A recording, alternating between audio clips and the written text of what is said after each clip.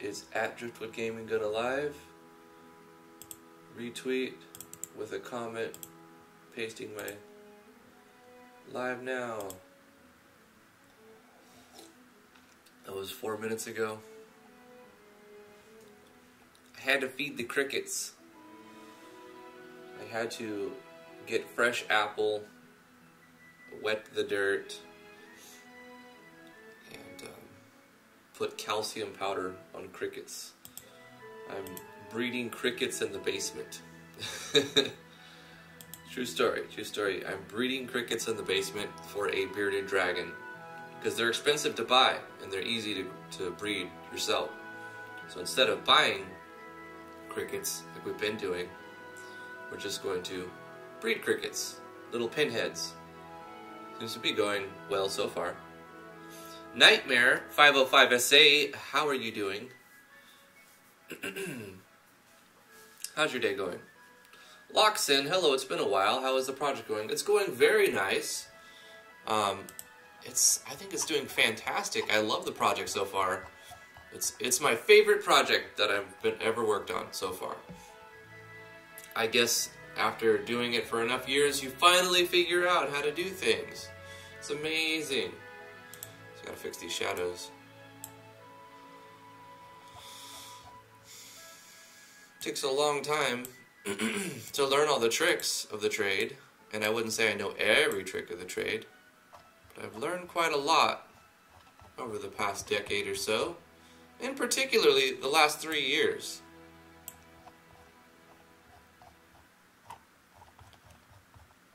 And the project's looking nice.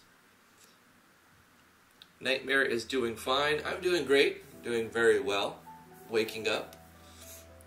Got up a little bit earlier today, right at 9 instead of 9:05,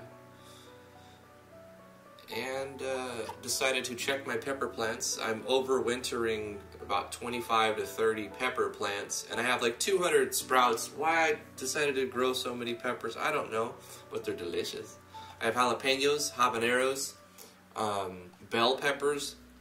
I've got this new pepper called the Enjoya pepper. They're like this big now. They're looking good. They're still green, but they're supposed to turn orange in like yellow tiger stripes. Oh, and I've had some. I actually grew all of these from one pepper I bought at I forgot what store it was. Some grocery store. Hey, K-Zaman. I saw your tweet. I retweeted it. Yep, we're streaming today. Top of the morning to you, Royal Crown Code. Right back at you. Do you make hot sauce? Oh yeah. When last year I bought habaneros, and I chopped up bell peppers, tomatoes, onions. I put a little bit of salt and black pepper. What is black pepper called? I used to know that. When I was researching peppers last year sometime, Malabar pepper.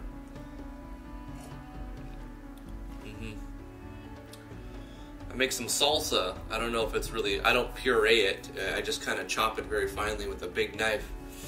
Some good salsa, man. Unfortunately, I'm the one who enjoys it the most because I like to put like jalapenos and habaneros and other hot stuff in it. Not super hot. I mean, habaneros are very hot. But I'll put like one habanero inside like a big tub of salsa. So, Morning, Silver Starlight. Rubbing sleepies out of my eyes too. I don't know if I have any more, but I just woke up an hour ago. Anyway, let's jump into the project. Let me know if the music's too loud, if you can't hear any music, or if there's any peaking on the microphone. With some good coffee. Some good coffee, man. Okay. We worked on this one, which was like a version of this map that comes from Cry's history. And it looks great here, but when we changed the black out of it, see how it looks nice and real even right there? But when we took the black out of it, it really sticks out a lot more. And it doesn't auto tile quite right. You see that?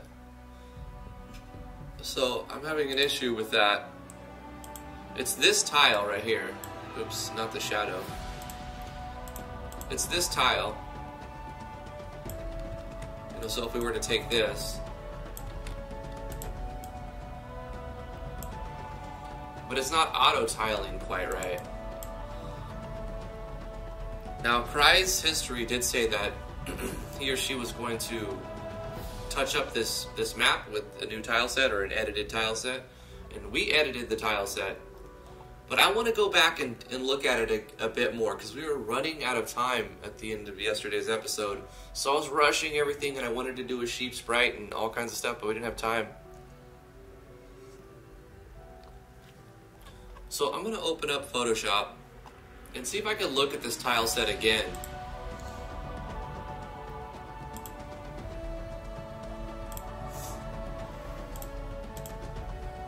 Let's go back into that tile set and see if we can make it better, you know? MV, Natural Explorers, IMG, tile sets. This one, if I can remember, it was like, it was one of these.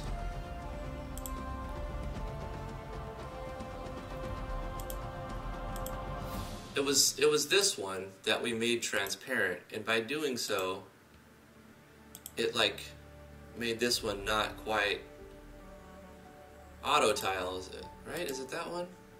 Or is it a different one?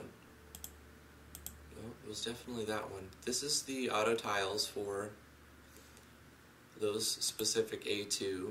This is A4.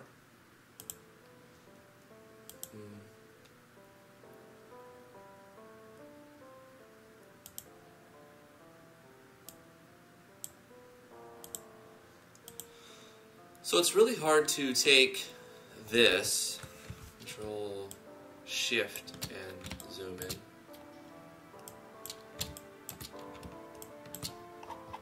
Right, and look at this piece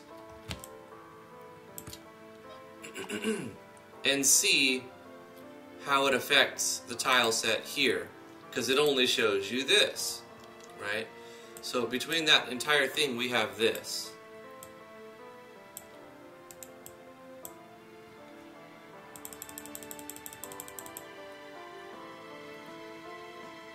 We get these jagged edges on the other half.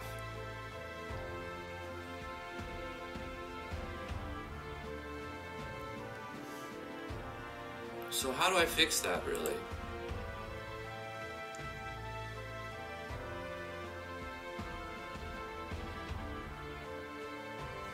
It's not immediately clear, you know? No filters, please, no filters, says Royal Crown Code. Alright, what we need to do is put a bubble wrap on this. If we go to Filter Gallery and we get some bubble wrapping, and we place some bubble wrapping, and then that fixes it, right, Royal? Stream buffer for anyone else, or are things acting jank? What's up, Craig? Unpro Pro. Thanks for stopping by, I appreciate it. I thought I'd drift by and say hello. Thank you. It doesn't said anything, like, because usually it'll go like stream resumed if it like buffered for a second, but it doesn't say anything, so I don't know if it looks like it's so far so good, but you know, I can't control my ISP.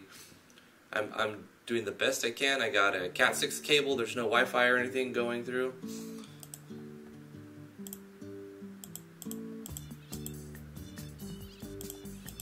Alright, so there we go. A Conte crayon really adds some texture to it.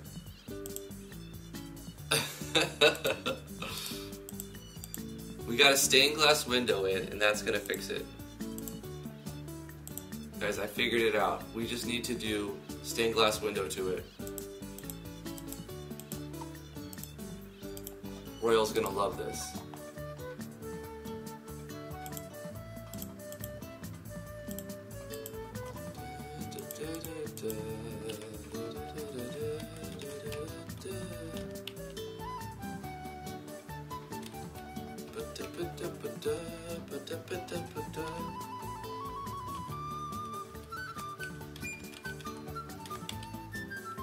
Ink outlines. Looks weird, like some bile or something.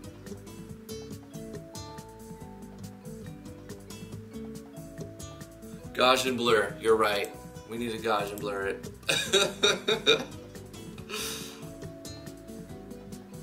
Where's our blur? Good Gaussian blur. Pretty good radius on that. We need. There it is, guys. We fixed it.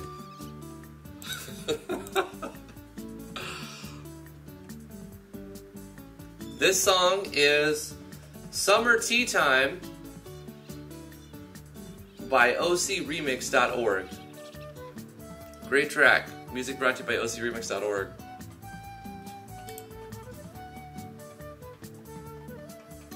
Yeah, I really don't know how to fix this, guys. I'm joking around, but I don't have any clue on how to make it not auto tile with these blockiness, with the blockiness here. The only thing I could think of doing is ending it is doing something more like this. But then I also need the A tiles right up here to match it, and it looks terrible when you do it like that. It just looks gross. So I mean, I'm settling for for that. A radial blur with the pins in the right spot could do it. Okay.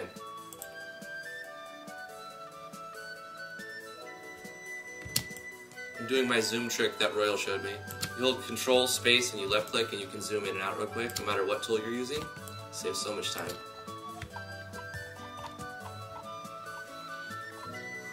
Like, it's obviously this part, right? Like, I have to blur something here. The problem is with the transparent tile you're using for the invisible background. Is that what it is? Which one is that one? It seems to add some kind of corner piece which makes it want to attach itself to it, right? And auto tile to it. So, which one of these would be the auto tile? Like the blank one, is it right here? What if I got rid of one pixel on that end, but it might mess everything up? I'm using some kind of see-through auto tile, right?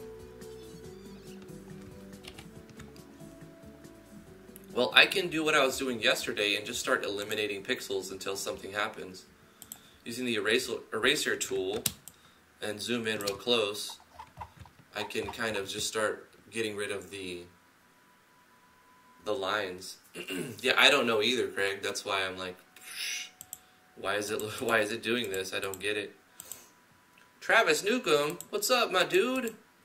How are you this morning? How was your weekend? How was your Monday? How's your project coming along?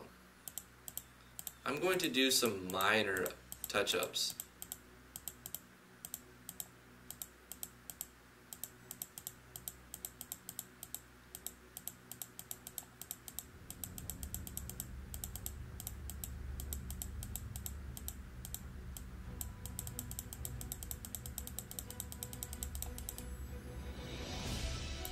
Like that, something like that.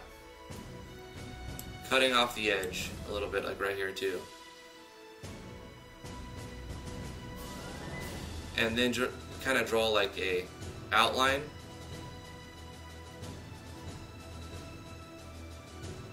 I'm going to save this as version 2 and update the tile set.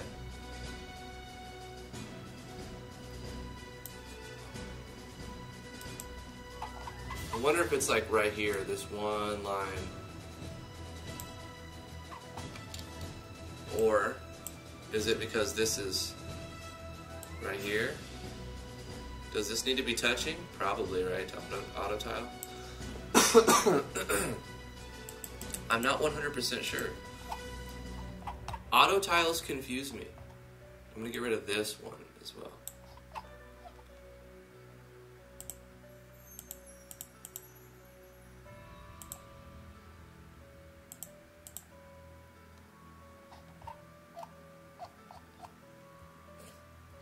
I'm doing very well.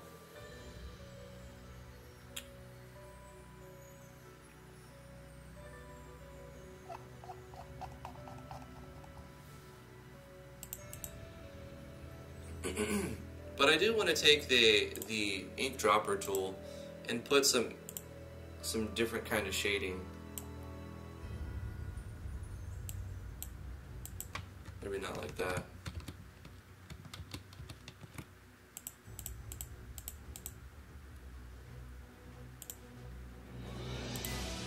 Something darker. Not to defeat the purpose of what I just did, but also to not make it look so, I don't know. What's the right word for it? Tampered with.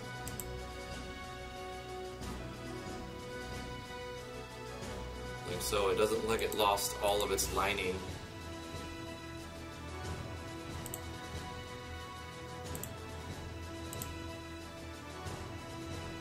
Okay, let's just see what this does. I'm going to call it XPAR V2. And we'll go into the game database Tilesets. And for here, where we're using the transparent, we'll switch that to version 2 and see if that does any difference. See if that makes any difference. Probably not. It did change it a little bit. But ultimately, it made it look worse. Because it added space here where it didn't need to be spaced. And it's still doing an auto tile effect. So, that wasn't a good change. It wasn't a good change at all. Let's go back to the first one. Yeah, it looks better. It looks closer, like that. But it's still trying to auto tile on the corners. What it needs to have is some sort of... Try filling the background with a tile from A5, something else. Okay. Let's go with the background from A5 all the way down at the bottom here. Like that. And of course it wants to auto shade it. Why? I don't know.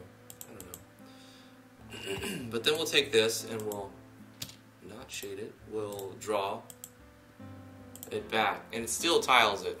Okay, let's try another spot. Let's try to space it like that. And then go like this. Nope. It still auto tiles it. Well, it's very detracting from everything else that seems very nice. If we walk around it in the game, you don't notice it too much, but I mean, you will. It looks very, very weird. It's auto tiling it's like yeah, very pointy. It's like sliced. Auto tiles are weird, guys. And you won't notice it if you're using a black background. But I wanted to do a parallax for this map because it had like a nice kind of... I don't know, I felt like it could use something. It was... Ultimately, we decide either we have completely black background and we don't have the weird looking transparency issues like this and this, where it's auto tiling to a transparent tile, or we accept it and have the background, the parallax. Craig says use the paint bucket to fill in the transparent part, something from A5. Don't forget to sprite the heartless sheep. I'm your mascot. Okay, we'll load some A-Sprite. Do I have A-Sprite up here? I should. Why not? Alright, A-Sprite. Do your magic.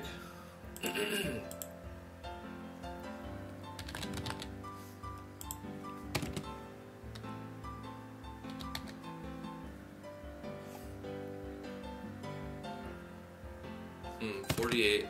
No, what was it? 72 by 48.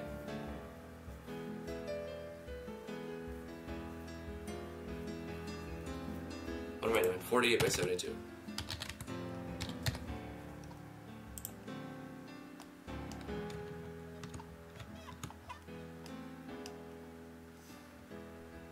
Alright, let's pick a palette.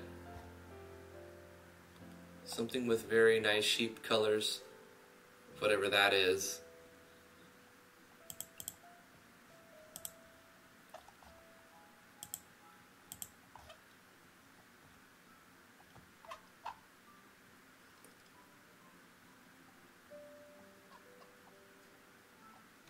When in doubt, A-Sprite. My life now, says the Gaming Lunaman. How are you, the Gaming Lunaman? What's up, Omni Slash? Just in time to get carted off to therapy again. Grice History! How are you doing? You missed our dilemma with auto-tiling.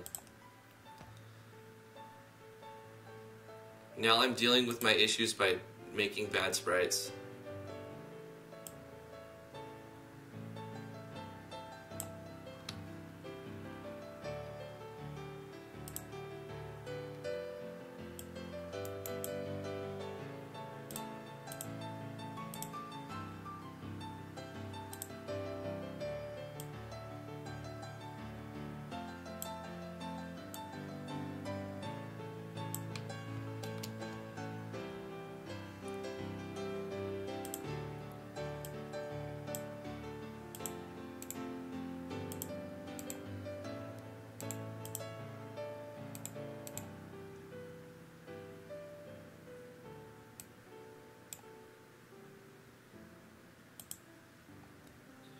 The Artisan Travado, this is a program called A-Sprite. It is available on Steam for like 12 or 15 bucks or something. I think I bought it on sale.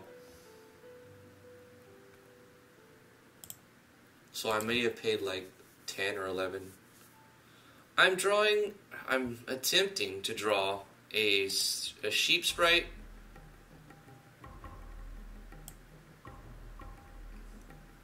It's going to be wonderful. It's going to be great. It's going to be a great sprite. Watch. It's going to be an amazing sprite. People are going to pay me to make sheep sprites for them from now on. I'm not doing RPG Maker anymore. I'm just drawing sheep sprites for a living.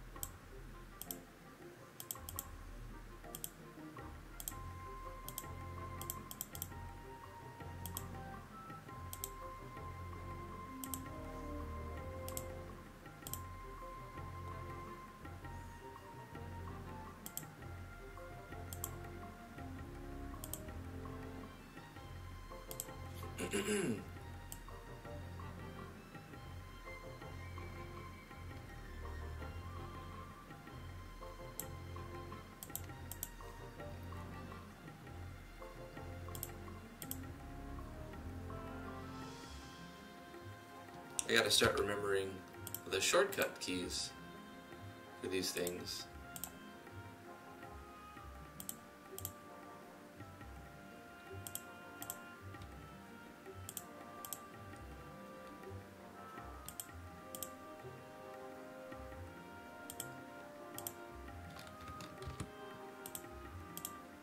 There it is.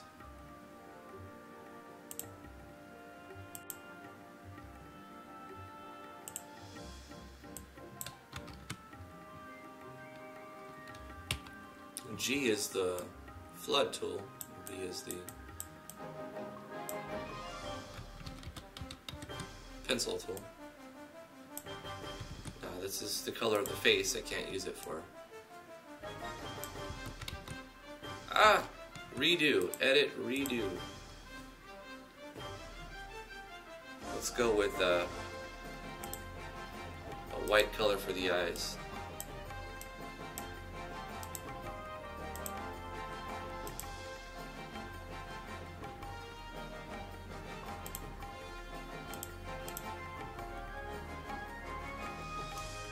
Hey, baby.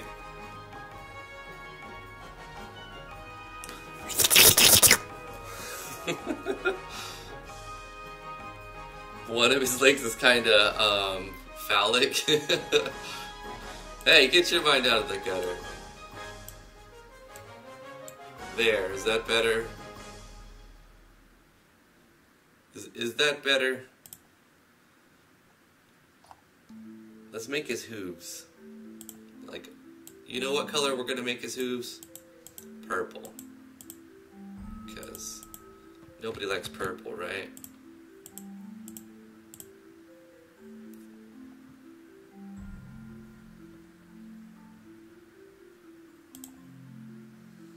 It's a disabled sheep.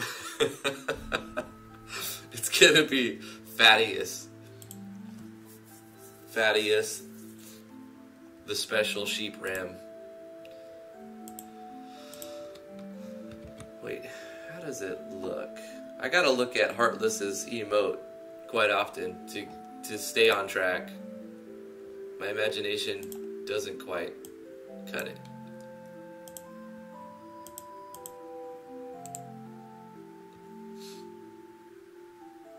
Paint dropper is I, and then B is the pencil. It's definitely not as cute as the emoji.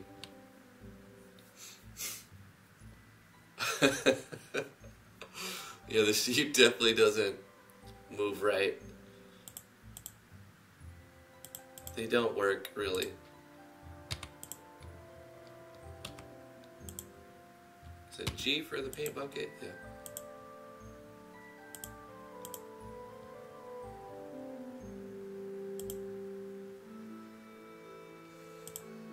They need a softer, like,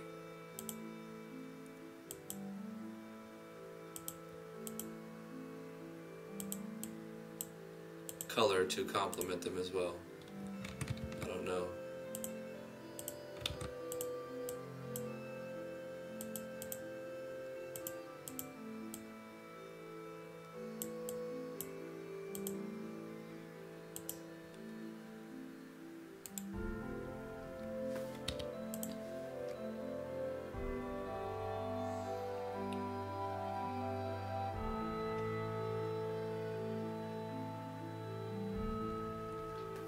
$500 reward for capture. You want this sheep in your life? Is it the purple hooves? It's the purple hooves, isn't it?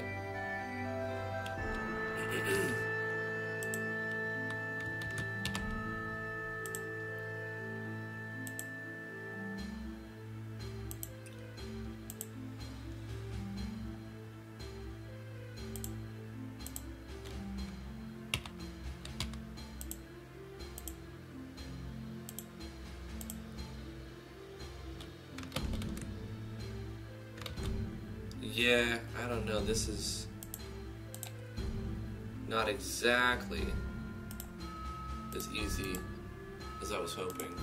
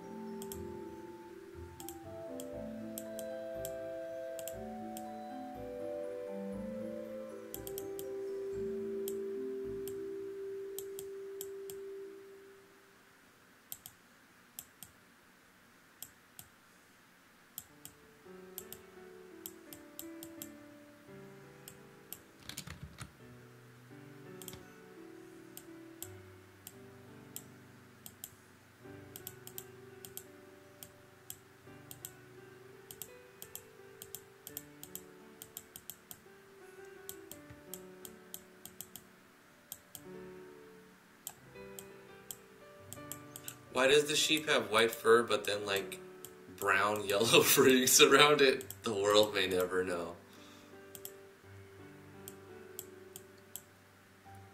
Definitely has a weight problem. This is a fat sheep.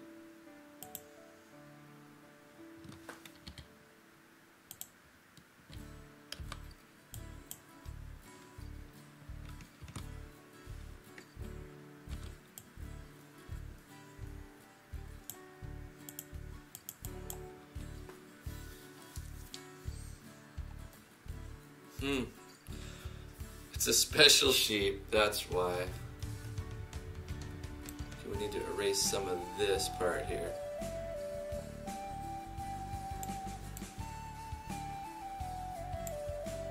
And then draw like this.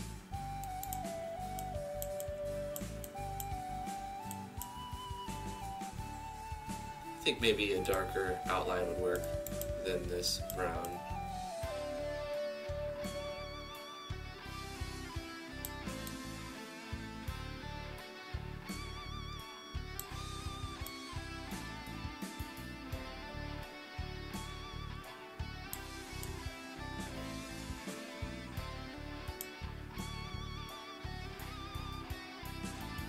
Fatty sheep Ladon. What's the name of our sheep?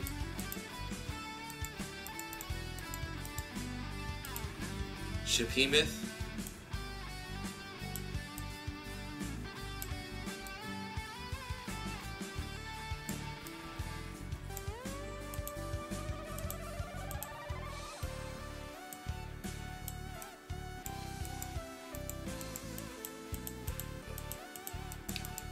Well, the only way to get better at it is to do it over and over.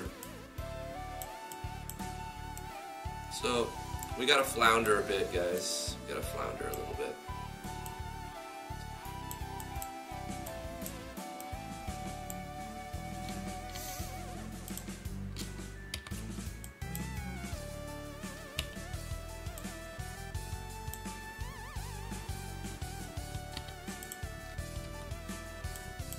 Nope.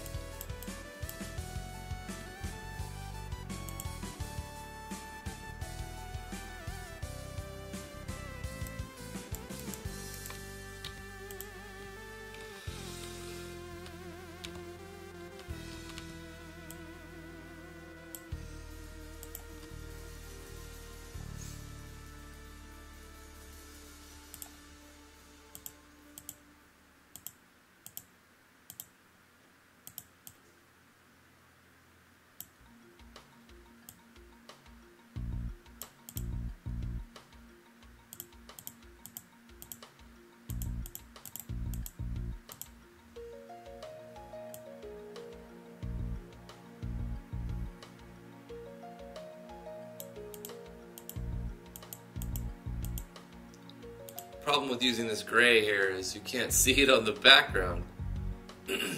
Well, I can zoom in a lot. There we go.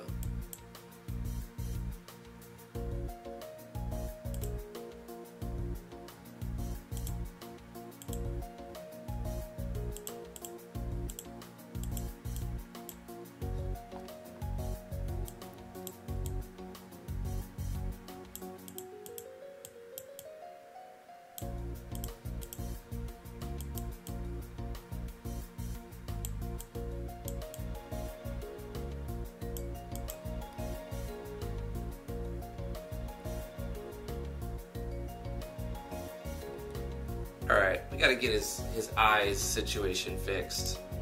What is going on with his face here? What is even happening here?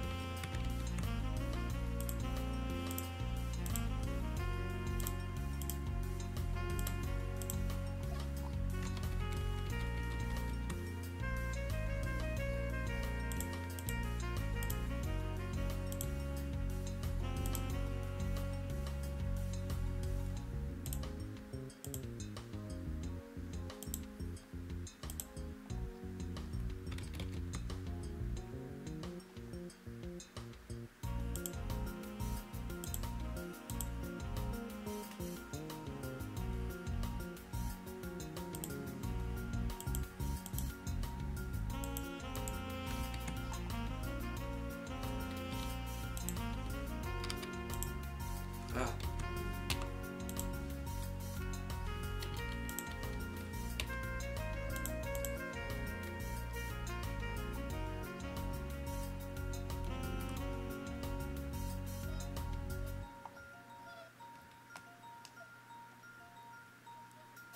Alright, we gotta get rid of a few stray bits, and I think we'll be done with this little part.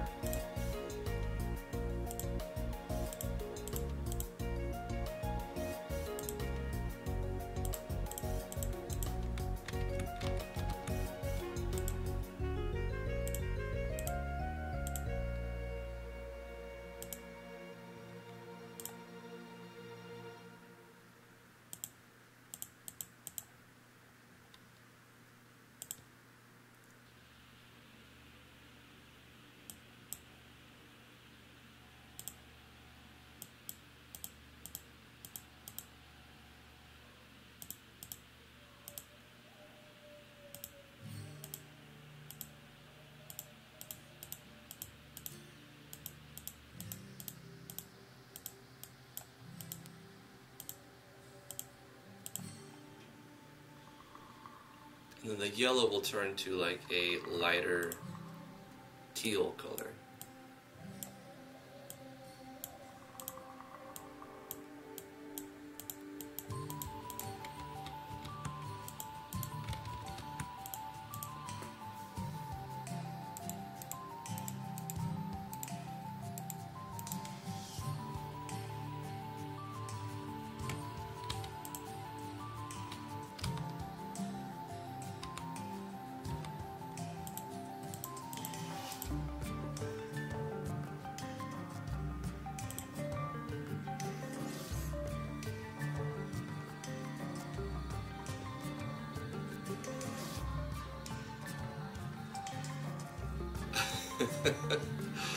Oh man.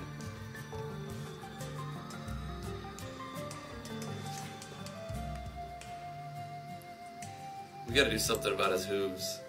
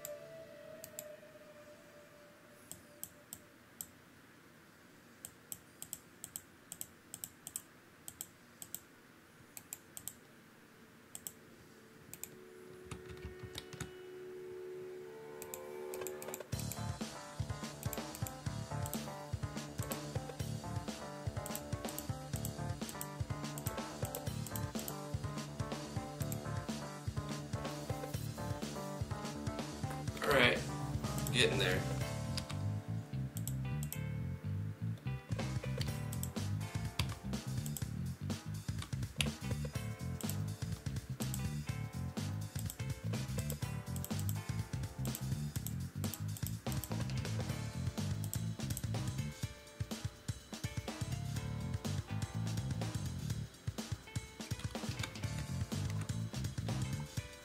What the hell?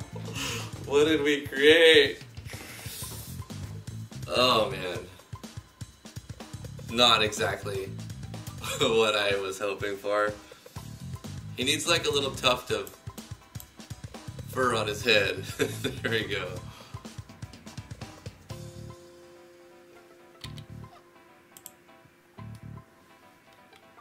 Alright, what's the G? No.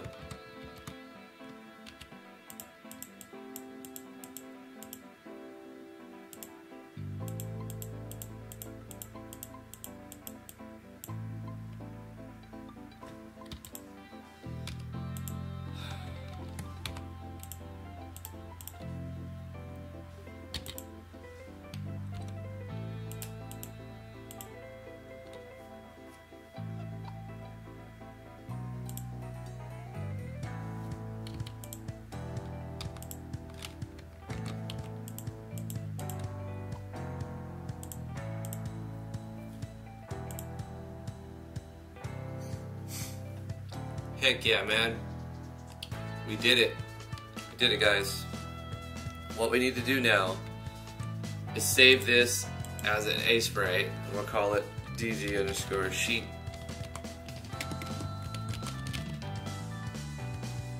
Sheet problems. And then we'll create 12 layers of this. Copy it, paste it, copy, paste, copy, paste, copy, paste, copy, paste, copy. Not layers, but frames. So what we're going to do with these 12 frames is export the sprite sheet, 144 by 192, 3 columns, and that'll put it in 4 rows. We name it this, DG_sprite problems.png. Export that. Where did it export it? Probably into A sprite folder. So now we got to put our sheep inside the game.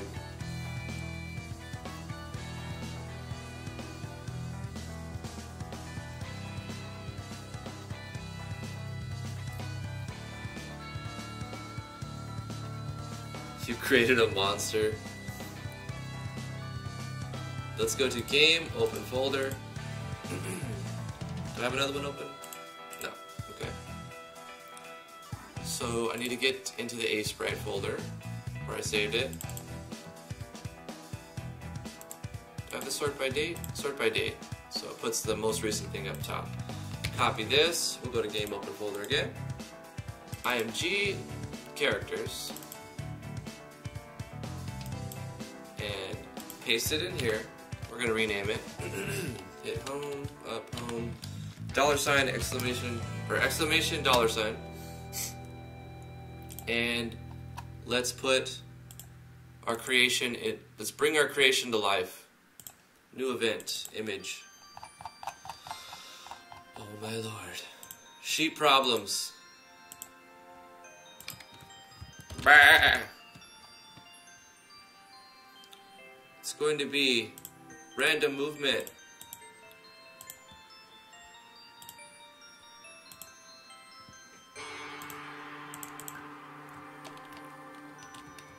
It's beautiful. We've got a sheep, ladies and gentlemen. We made a perfect sheep. It definitely doesn't look like a circle with legs, an oval with legs. Dolly, she's the most beautiful sheep I've ever seen. It walks backwards. Everything is... Oh, I gotta close this. The sun is bright now.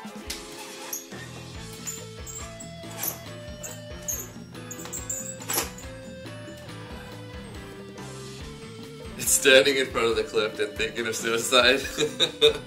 Well, there you go, Heartless. You wanted it. This is the best you're gonna get. We did our A sprite for the day. Round of applause for us. We did it. We did it. Okay, can we do some game design today? Let me do some game design. Arting is hard. Arting is too hard. So far today, I've failed to adjust a tile set by failing to understand how auto tiling works with a transparent tile, and failed to make a sheep sprite. Well, we didn't fail. We made a beautiful sheep sprite. I scratched that last part. But we needed to connect that. We're almost done connecting maps. We need to do that too. Yes, we have to connect this one, and this one, and we've got caught up on connecting all of our maps. Don't revive the failed fish. So where do we come in and where do we exit of this map? Probably up here is going to be one, and this is the side thing, and then we come across here, and then up here will be the other. It'll be a large map, right? So we can have, or down here, now because there's a little bit of too much optional stuff up here. Or you know what, we can make it this way. Side entrance, and then over here we'll have an entrance into the cave of this, or maybe a teleporter. Nah, this will work for a cave into here. So we'll have our entrance, our exit here, and our entrance here. We'll put chest up here. Alright, so let's do that. For our exit, we're going to be using the added tileset D I put in here, and we'll use this one. Go to the tileset layer, put this right here. Oh, halo. Let's go back to this. That'll work. And the entrance, we could either have it coming up or coming from the left. And because we've done a lot with the down facing entrance exits, I want to do a right facing. Or is that left facing? No, this is up and this is down. We've done a lot of up facing. I want to have a few more right facing. Okay. Just had to get a little clear on what we're looking for. Clearer. Take this tile and go like this. And put this one right here.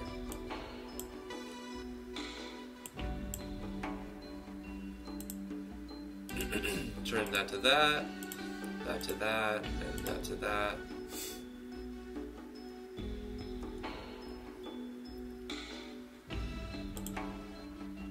Turn these two into something more like this and this.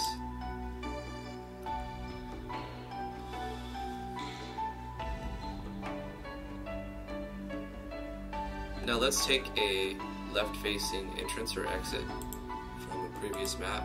Might have to zoom out a bit. Here we go. Here's an entrance, so we'll copy this one, put it here. Okay, so I did put these down to make it look better. I'll do that as well. Here. It does look better. Yeah. Let's get a down-facing exit. You know what? This will work, right? Is this an entrance or an exit? Exit. Copy that. Paste it there.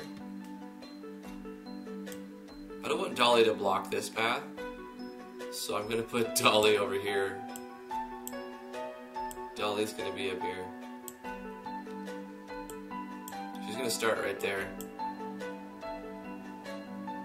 Debating her own existence on the edge of a cliff. Cave doesn't look right.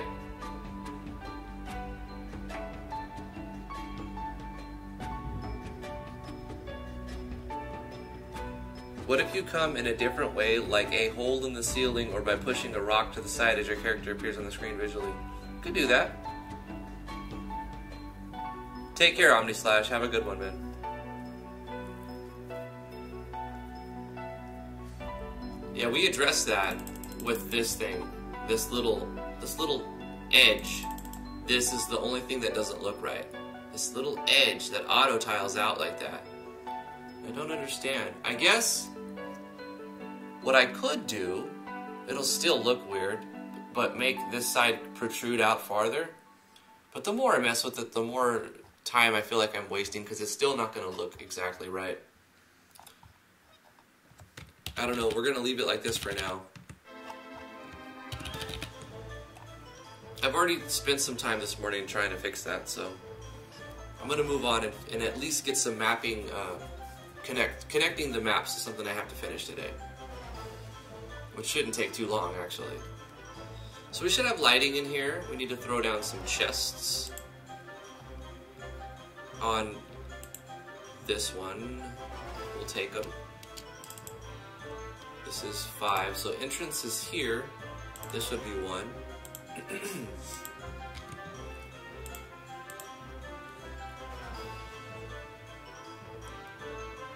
Can put a chest here.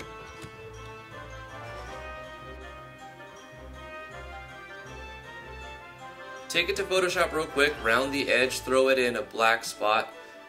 But that's what you don't understand. That's what I've tried doing. It's not as simple as that. Look at it. This is what we're editing. What you see here, this is the auto tile. I've done the round the edge thing. I've taken your idea before you sent it and said, oh, let's try that. But every time I round it more and more, it looks farther and farther off. I don't understand. It's not taking that exact picture, it's auto tiling that picture, you see? This is the top part, but then the bottom part is what kind of auto tiles.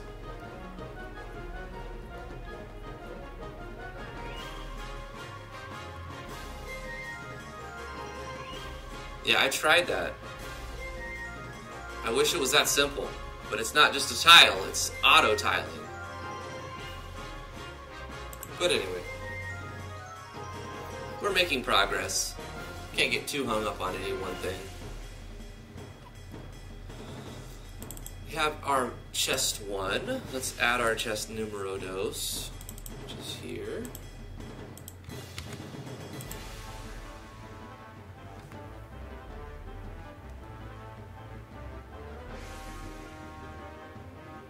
Put chest 2 down super hidden or nah. We'll put 1 right here. And then we'll put 2 over here. Out of the way. There's not a lot of light. Oh yeah, these are lights. That's right. You'll see it. So you come in from here. 1, 2. And we can take an optional third one, which is this one. That's 4. Third one is here. Copy this. We'll go up to here for the third one. This is 4. Copy that.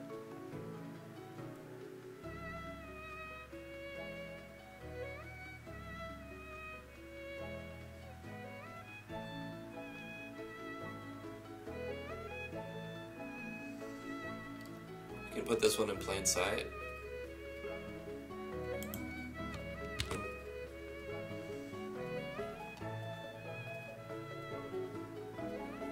And then 5 will be on the corner, I guess.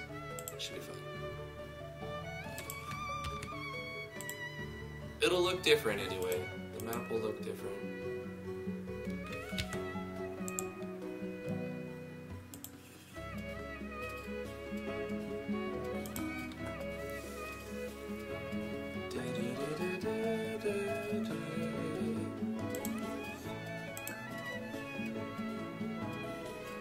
Hey Puka, how are you today?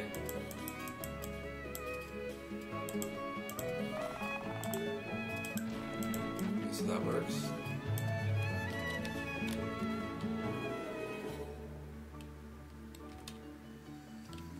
Dolly.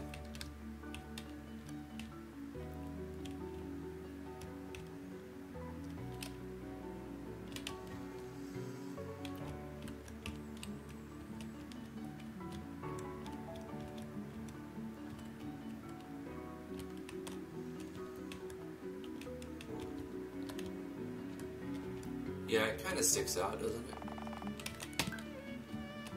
That's the entrance. We'll start them right here.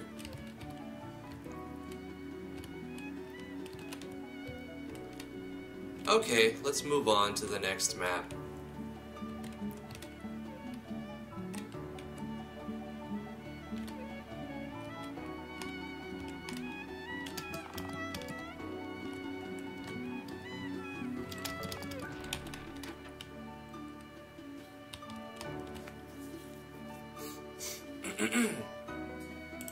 It's like an underground cavern.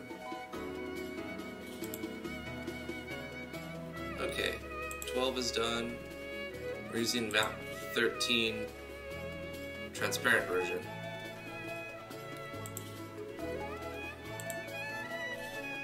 And then map 14. This will be easy, a shorter map. We'll put a teleporter here. We'll have entrance right here at the bottom for simplicity. And you come up and there's a teleporter. Very short map. This one will be easy. Let's go ahead and click here and go like this. And draw.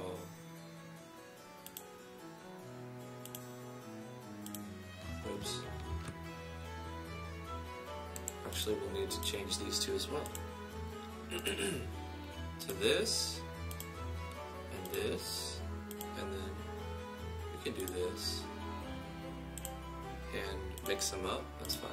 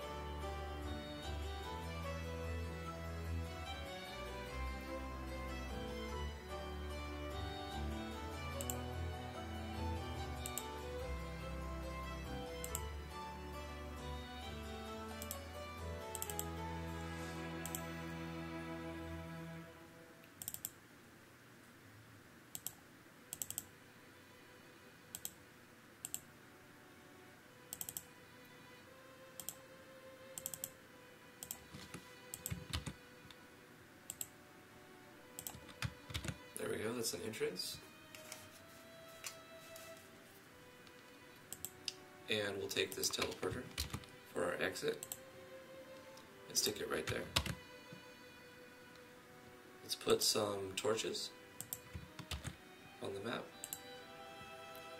Put one here, one here, one here, another one there, and a final one there.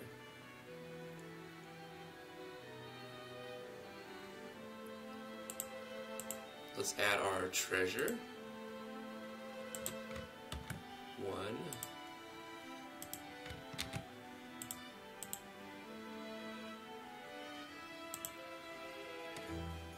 2.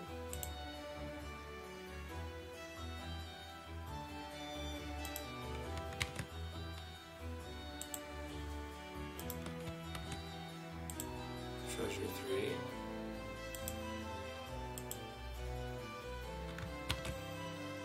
It's a very small map. 3 treasure chests will be the entirety.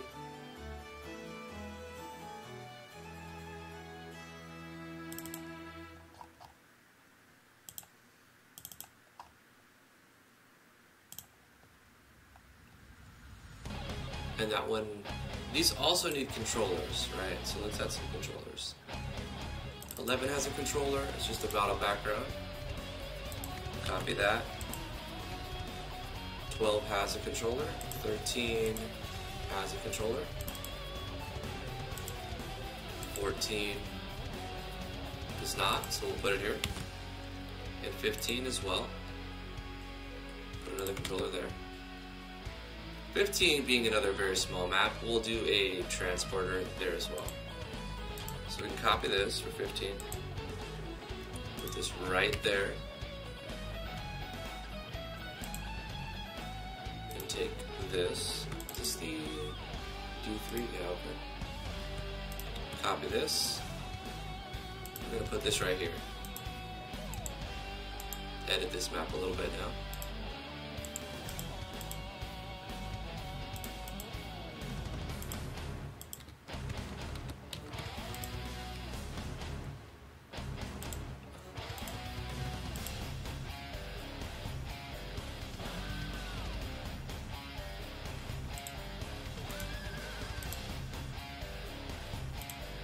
Some heavy metal.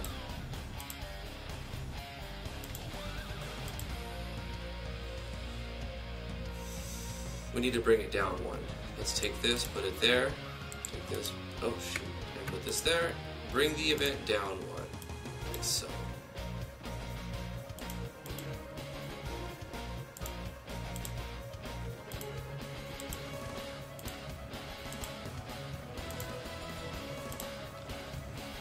That works. We'll have 1 here, 2, 3, and that should do. Let's put some torches down. Copy this. Paste a torch here, paste a torch there. Let's put a torch here and there, like that. But these 2 torches will take off the image. So we just see the light from the Terax plugin, not the actual ace sprite we made.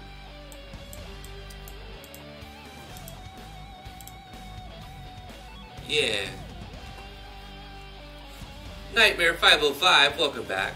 Hello Gabu. How are you doing today? How was your weekend?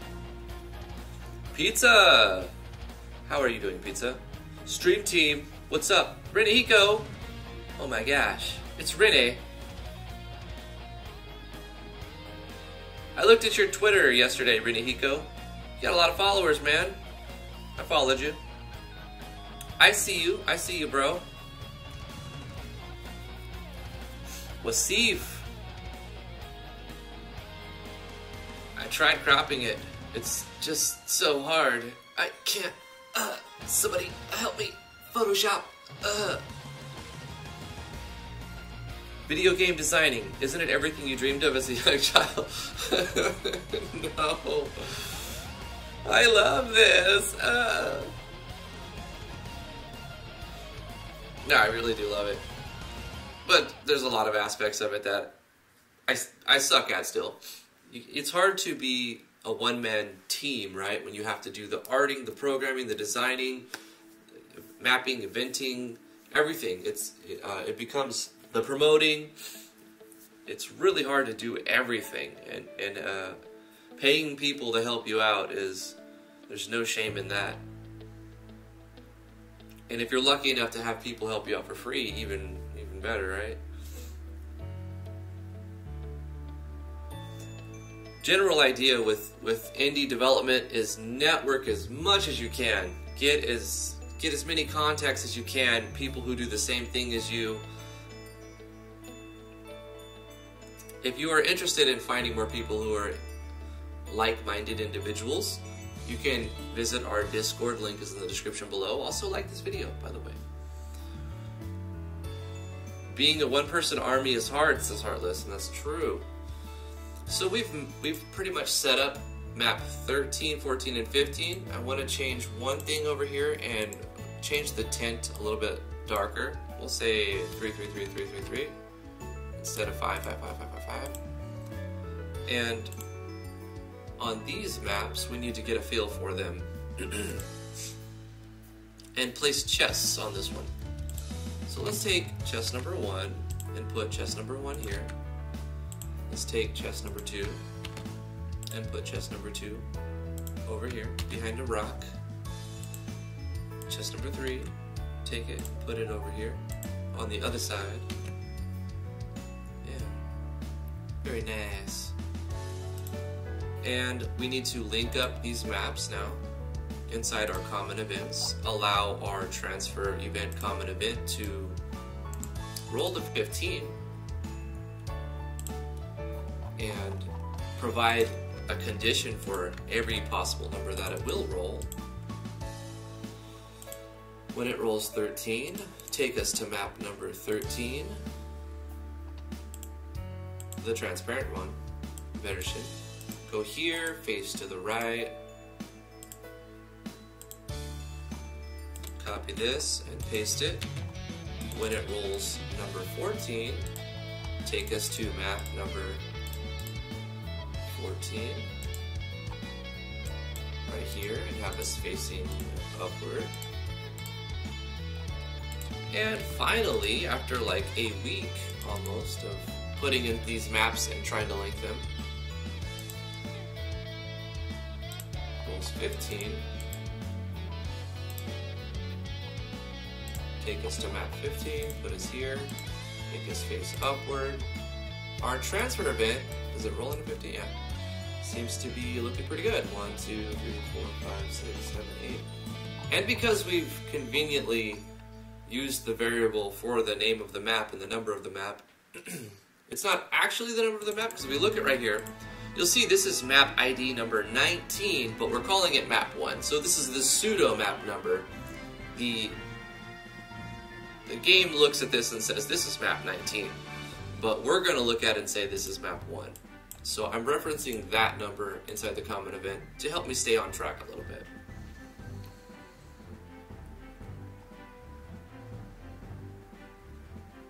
The whole stream chat needs to form a dev group.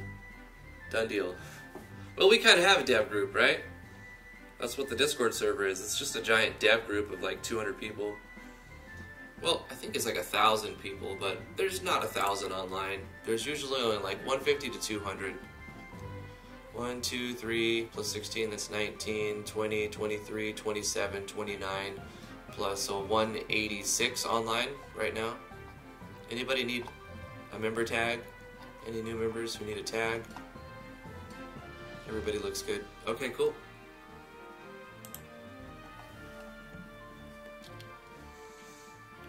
Our transfer event is set up. Did we add our battle event for our 6th fight? Yes. We have 6 creatures. They all have 3 skills, customized skills with animations and sound effects and whatnot. The troops are set up. Nice. And they all have a special item. I forgot I made that. I made a soulstone item that they all can drop 1 out of 100. I need to make sure that this guy can drop his soulstone. This is the Tunnel Rat soulstone, 1 out of 100. Haunting Memories. Yours is 1 out of 100. Vile Worm, 1 out of 100. Excuse me. Cave Fox, 1 out of 100. Vorpian, 1 out of 100. And finally, the Shadow Bat can also drop their armor 1 out of 100.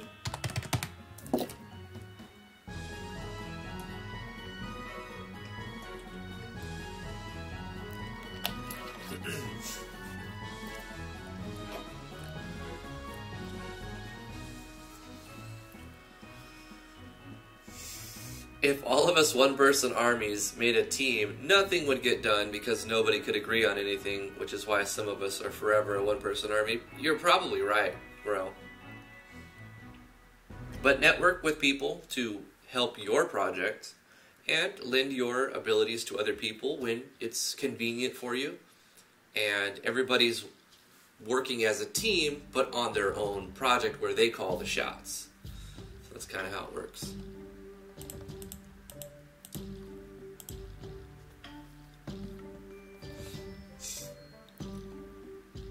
Wow, I kind of want to test the game, to be honest. I need to beta test it now, because it actually has a little bit of content. It actually has some content. The maps are linked. The system is in place. There's randomization happening. There's replayability. Okay, we gotta do beta testing. This is something so many devs neglect, unfortunately. They'll send me a project and it doesn't even load because they didn't beta test it. Or like you can't get past the first fight because the player or the dev didn't even try their own game. They just put it together and like, here, tell me how it is. No, you have to look at it. You have to play it for several hours. And like every day almost, every time you make changes, you gotta play it and test it. So we have to do that.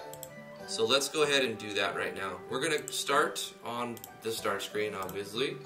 Go to our system, delete all of the characters. I need to incorporate a way to add Jinx to the party. So what I'm going to do is, when the player enters the house, let's set up that start event. In the auto run that happens,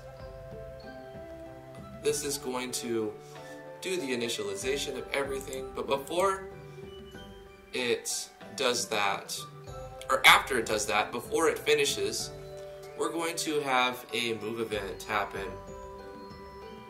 Actually, yeah, let's create a switch right here. We can just have this turn on the whole move event and take this to another event.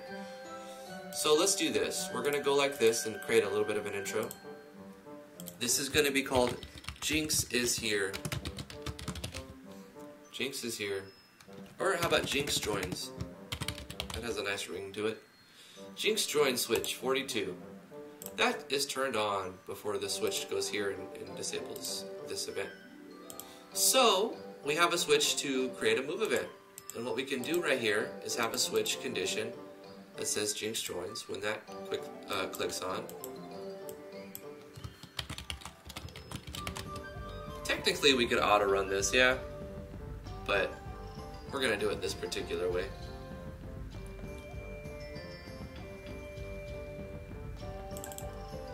Do we have a movement sprite? This is why I haven't done this yet, huh? Because I don't have a move sprite for Jinx. I'll make her a little shiny thing. We're gonna make her a pixie, because she is a pixie, right? So we're gonna use Royal Crown Code's pixie sprite. Got 'em.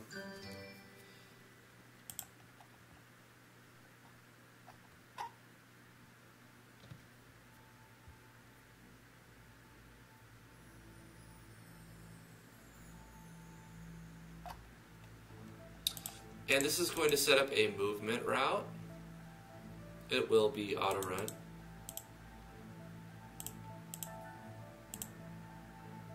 Auto run event. A movement route for this event. Skip if cannot move in case we lock something up. We are going to move up 1, 2, 3, 4, 5, 6, 7, and then move right. 1, 2, 3. Move up 1. 1, 2, 3, 4, 5, 6, 7. We're gonna have it go up 8, 9. So 2 more ups. So 1, 2, 3, 4 up. 4 right.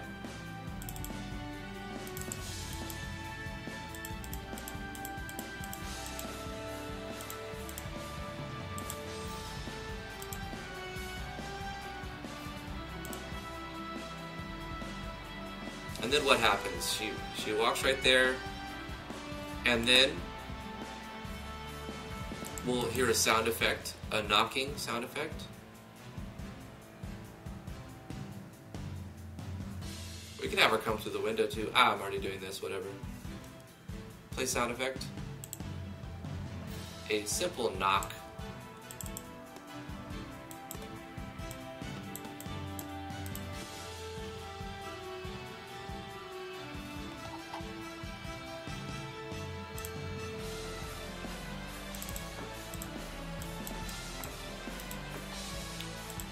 So we can play this, copy, paste, but we'll put in a 10 frame wait and repeat this again. Tack, tack, tack, tack, tack, tack. Needs to be faster, right? I mean, slower, 20 frames. Tack, tack, tack. And I'll be like, da, da, da. I think so. Da, da, da. Something like that. Maybe 25 frames. You know what? We'll make it over a second. So we can, if we were to imagine 60 frames a second, this is 3 in a second. That's a triplet. So it's, if this is our 60 beats per minute, pop, pop, pop, or pop, pop, pop, we can slow it. We can speed it up then. Because that would be, yeah, whatever. And you can trial and error that. You don't need to know any type of music timing at all. After that happens, actually we need to move her up 1 more. After that happens, another wait, 10 frames. And then we can do a show balloon icon over the player, an exclamation, wait for completion. And then the player can do a movement route. He'll be on his bed, and we'll make him go left, left, down.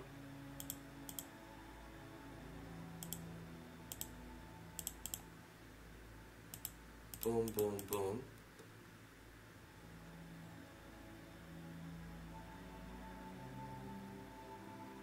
left, left, down, down, down.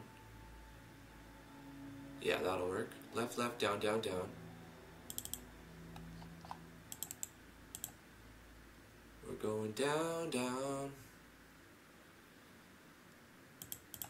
down. Skip if cannot move, in case it locks up.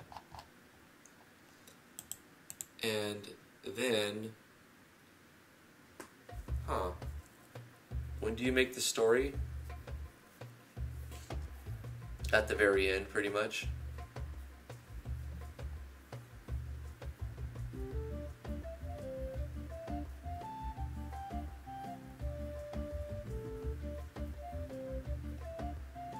Yeah, inks. That's character and world building first for me, but I think it comes down to what the focus of your game is. It really does depend. Not everyone's going to build, even if two people tried to build exactly the same thing, they would do it in different ways and thus result with probably something different. And it doesn't mean one method's better than other or that there's one method that's the best method. It really depends on the instance and other factors. So let's visualize this. Jinx walks up. You hear it knocking on the door, bubble icon and the player. The player goes left and down. We have to move the player to start on the transfer event. It has to be moved from the start screen because I think I put it in the wrong spot. So I'm preempting something here. Transfer player to there. Facing down, yep. Okay, fix that before. Back to the player's house. He's gonna be here, or she, or the battle toaster.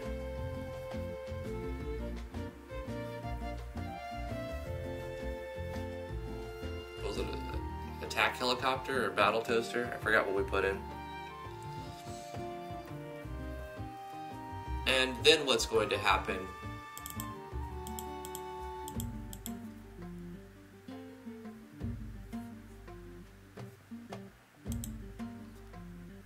We can fade out the screen, fade to black to save us the trouble, and then have them at the table. Okay, I see what I'm doing here. At this point, we will fade out the screen. We will play a sound effect of a door opening.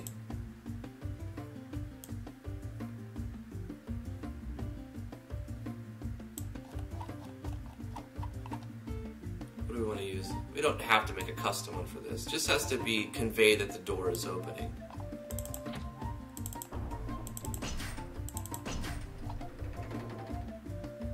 That's a very sinister door. Maybe we go to open. Alphabetic.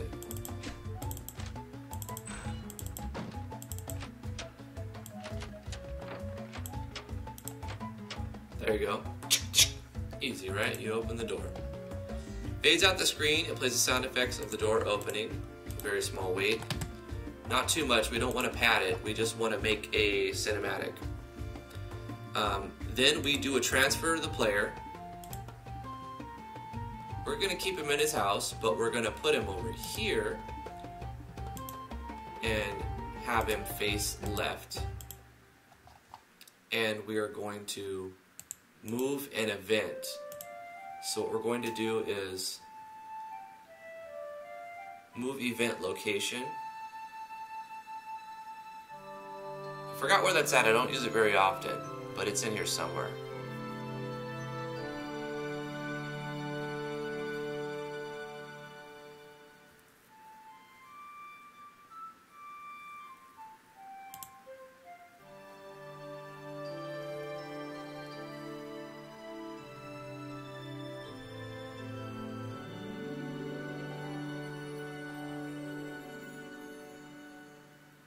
Set event location. That's the one we're doing. We want to set this event's location to this map, but over here now. Because it'll be over here. We don't need to do a move move a route like while it's, you know, while the faded out is happening. We just need to move it. So Jinx is over here, and direction is going to be facing right. And we can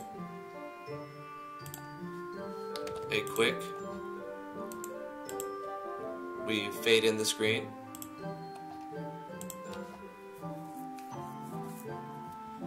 Inside of here, we can play some steps sound effect.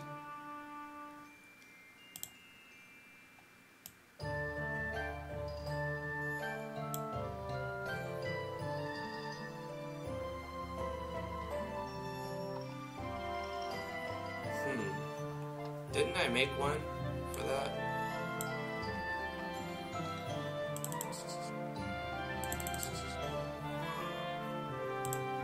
Yeah, why not? It's customized. You know how I made that? I ripped a piece of paper, I think. Or maybe I went like or something like that.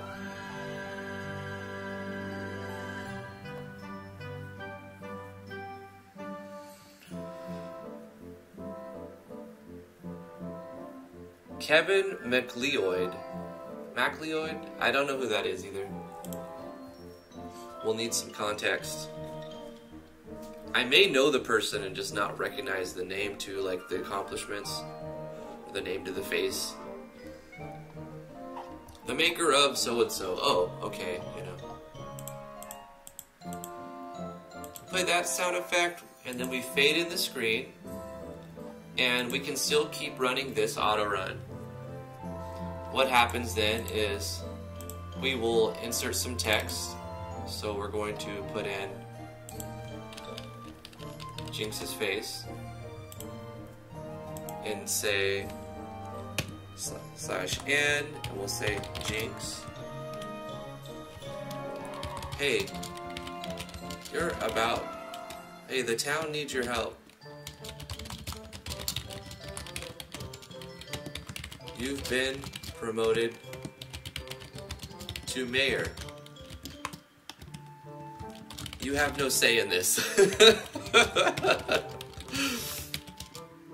Let's get to helping the people become prosperous again.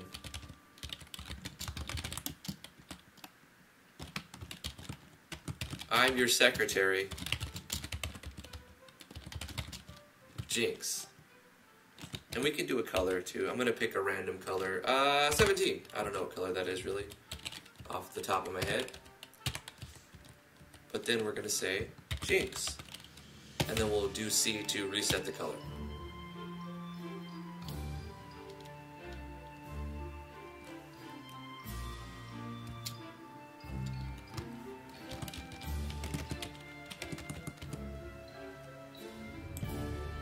Okay. We can put this right here. You have no say in this. I'm here to help. But worry not. I'm here to help.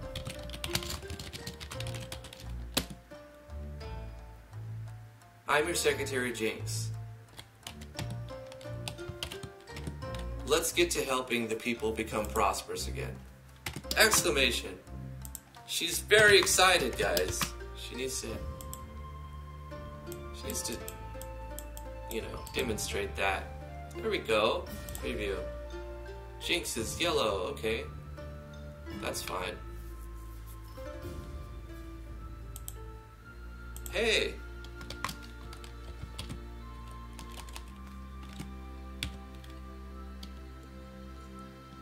Hey, the town needs your help.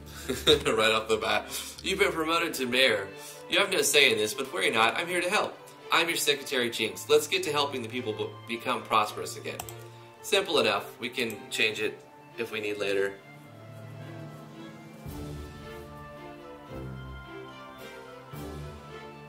Have main character think I have no say in this, do I? I don't know if I want the main character to say anything.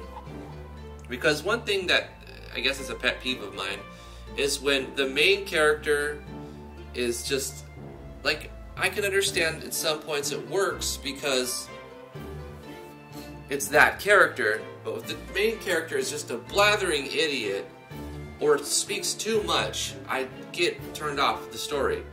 So I don't know if I want the main player to say anything.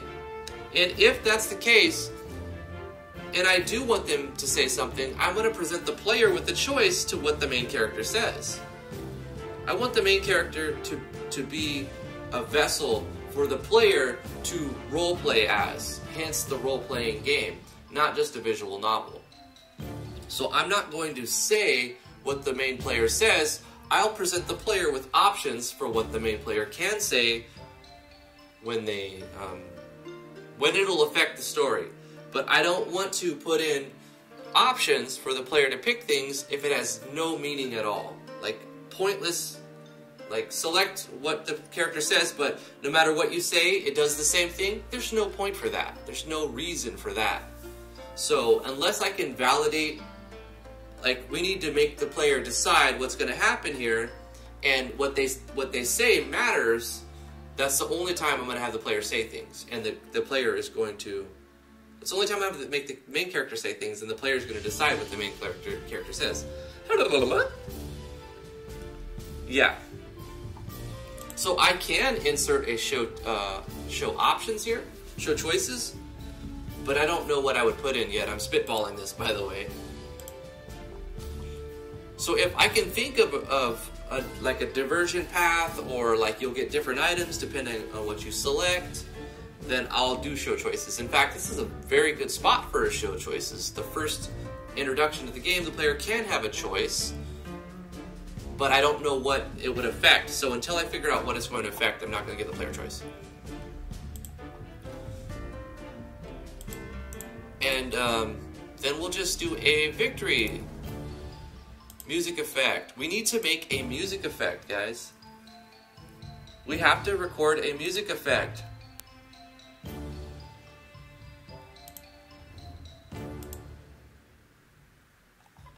Okay. We're pausing this because we need to make a music effect. Dun dun dun dun dun dun dun dun dun dun dun dun dun. Yes, perfect, beautiful.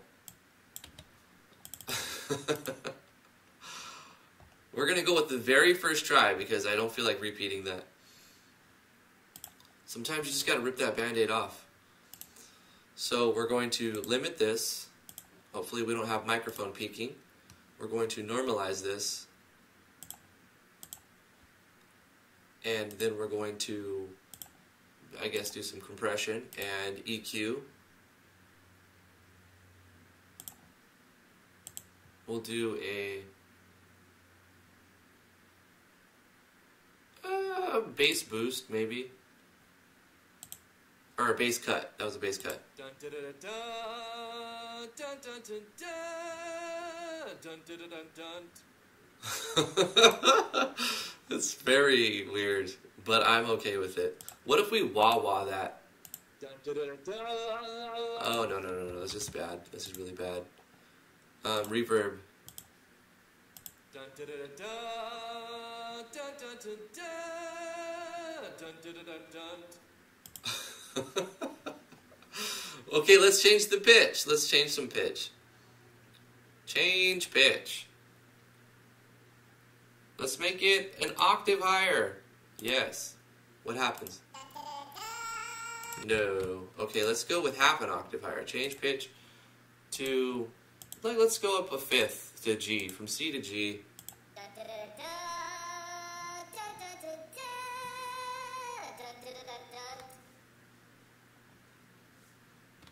I don't know. Maybe I should just keep it the way it is. And what if we reverse it? Oh, hold on. This is not the right approach, but I just want to hear it.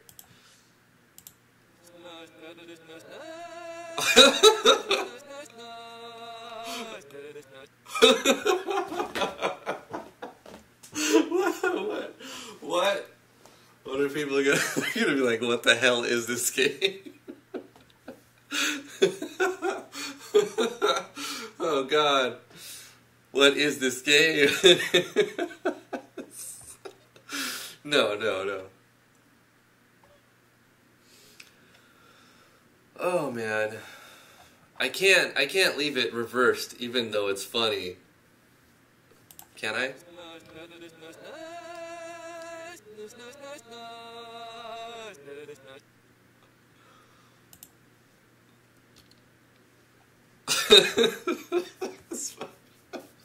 Should I leave it reversed? I should export it as both, right? Let me export it as reversed. This is okay. It's not that funny. It's not that funny. Export audio. DG underscore. The ending is the only weird part of the reversed. Yeah, but the rest is amazing. Hold on. Maybe I can fix that.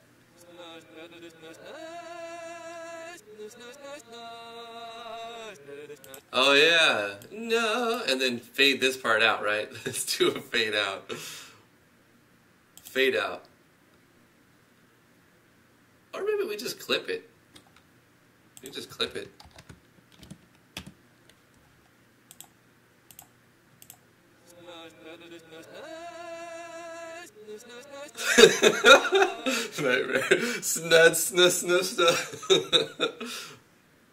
Okay, I'm sorry, I didn't hear that.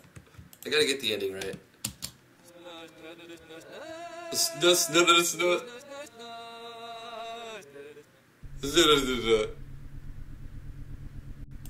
Whoa, what happened there? I have like a video card meltdown or an audio card meltdown or something. Let's just can we amplify this to -9?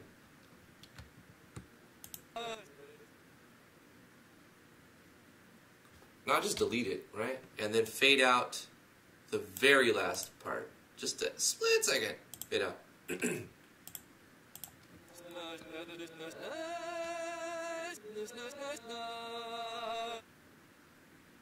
I kind of want to go with that. Yeah, let's export that as our music effect OGG. Emmy, this is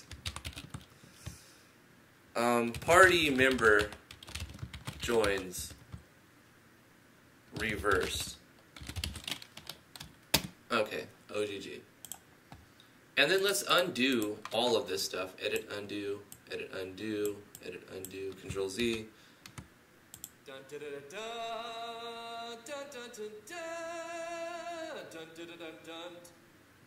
And then we'll export this one as a regular.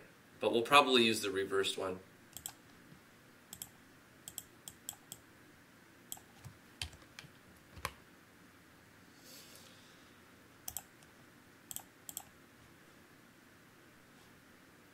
Very nice, very nice.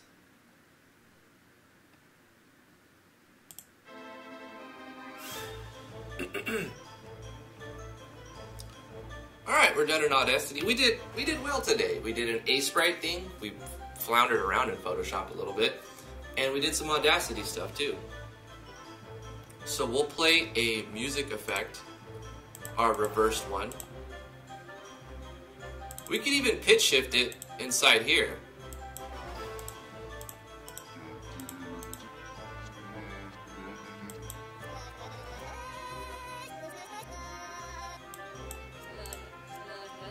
Snud. Oh gosh. I love it. It came out. It's definitely better than I even was hoping for. In a very weird way. And then we can show text. Dim, middle. Jinx. We use what, 17? Jinx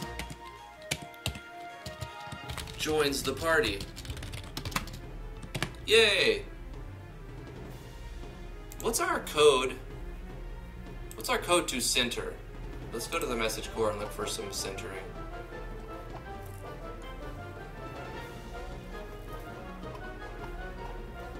There's some code to center, I believe.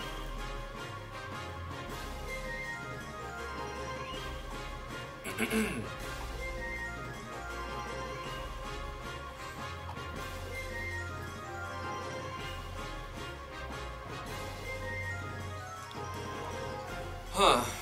Wasn't there a simple way to center based on your resolution?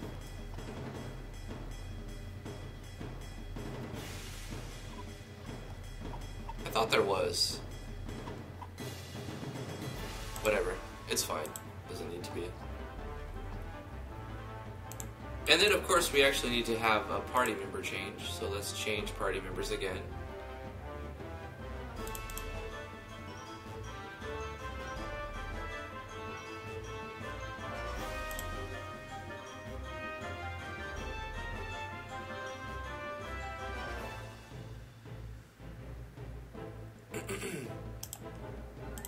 We are going to add Jinx and initialize her right before the text. Boom, she joins. We get the music, she joins, and we are notified of her joining the party. We then need to remove this Pixie, or we can have her move. Let's have this event move behind, because it's going to spawn. I'll show you what I'm talking about. So before we add her, we do a move event. Excuse me. Set a move route for this event. Let's give cannot move, just in case. We are going to set through on, because she flies over things, right? So she doesn't need to like go around stuff, unless it's a wall. And we're gonna have her move right, move right, move right. She's set to through, so she should be able to bounce into the player. But if not, we're skipping if cannot move anyway.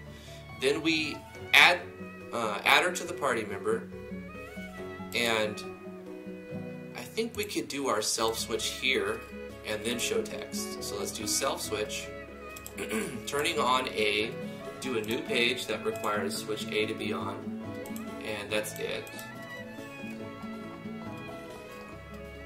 And then she should disappear, so you don't have two instances of this. And then, because it'll go to this page, but it should still have this queued up. So it'll say Jinx joins the party as she appears. But we also have to change the actor Jinx to have a character sprite. We're going to use Royal Crown Code's actor sprite for Jinx. Beautiful. Magnifique.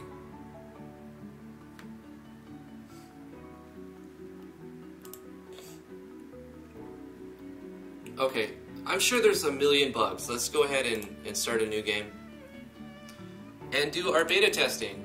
We got a beta test for the last 15 minutes of the game. We are a mechanized battle toaster named Edmund the Dude, man.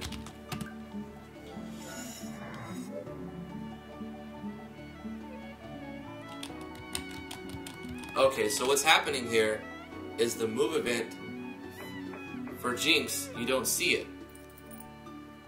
Like, she's moving, but obviously... the waits need to be a little bit longer. But that worked out. It's funny, she's sitting on the chair. I like it, that's cute. You have no say in this, but worry not, I'm here to help. I'm your secretary. Jinx, let's get to helping the people become prosperous again. Snut, snut, snut, snut! Oh, shoot. She flies under the table. I wanted her to fly over the table. Okay. I gotta fix that, right? I need to make the table... I'm using that as... Oh, easy, right? Easy. Lower the layer of the thing. Let's do a camera pan inside this event first. So as soon as this thing happens, let's move the camera, right? Can't we move that without a plugin? I've always used a plugin for this. It should be built in.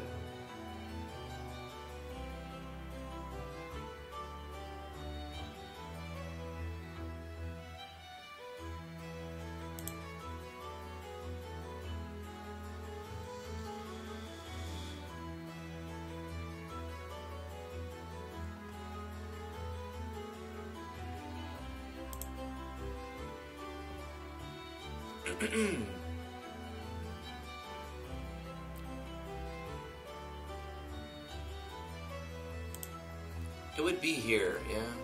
Scroll map. Yeah, scroll map.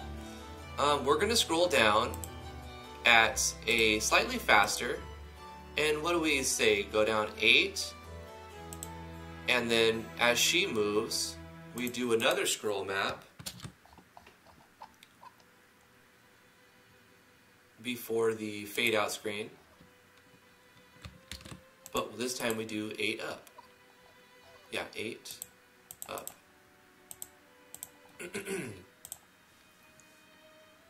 That should fix that.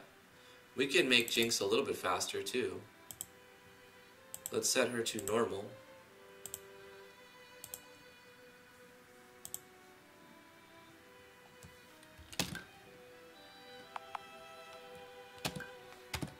Edmond.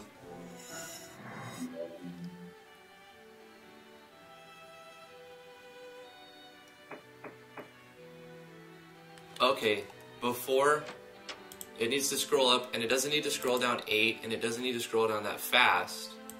Okay, we'll fix this. Scroll down at a normal speed, and maybe scroll down 6, and then scroll up at a normal speed, scrolling back up 6, but at a different time. Let's cut this and put the scroll up before the player's movement, and continue that.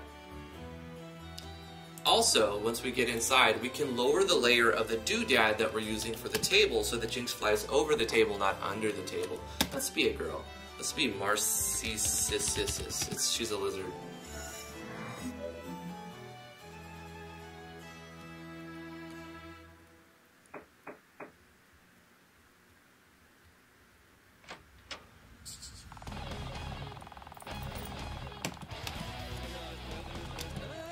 Snudge. That's great. Hey, and that worked out really nice. Let's change the doodad real quick. Edit doodads, all doodads. The table, the layer. We'll just put this under the player. We'll save that. Return, finish our edit, save and close.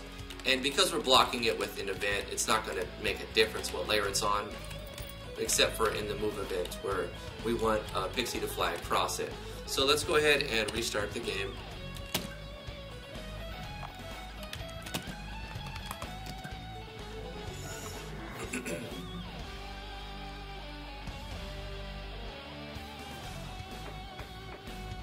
That was perfect timing.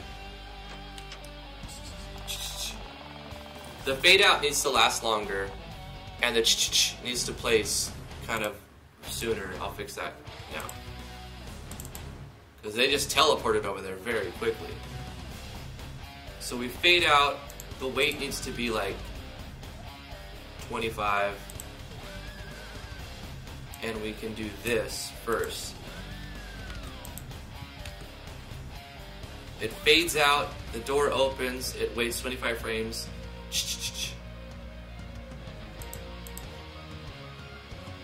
And they transfer. And then it waits another 35 frames.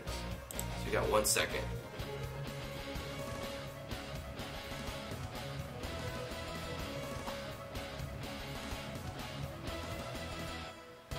I think that's fine. Let's take one more test.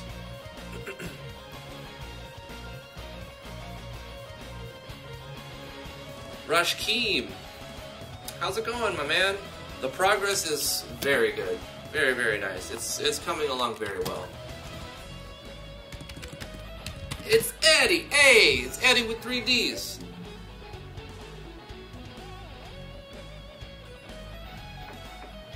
Crunk, crunk, crunk. Oh, something's at the door. We go here. Beautiful. That's much smoother. What I could do is, instead of showing I'm pointing at the screen because you guys can see that, right? Instead of showing the gab window, I should wait till after this to initialize all of the stuff for the gab window. So I need to change that a little bit. Because it's distracting for the player, right? That should happen afterwards. So what I could do is,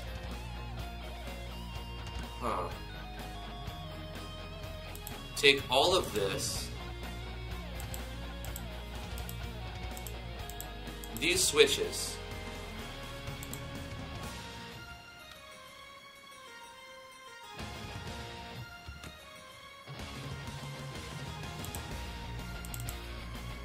and put these at the end here. She joins the party. All of this stuff happens.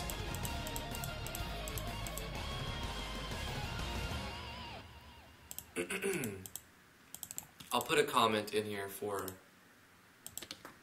timed initialization, just for me.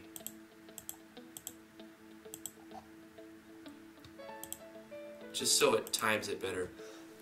It times it better. Gosh. Alright. I think it's right now. Let's give it a shot and beta test the game. We're gonna be a girl. We're gonna be Mary's little lamb.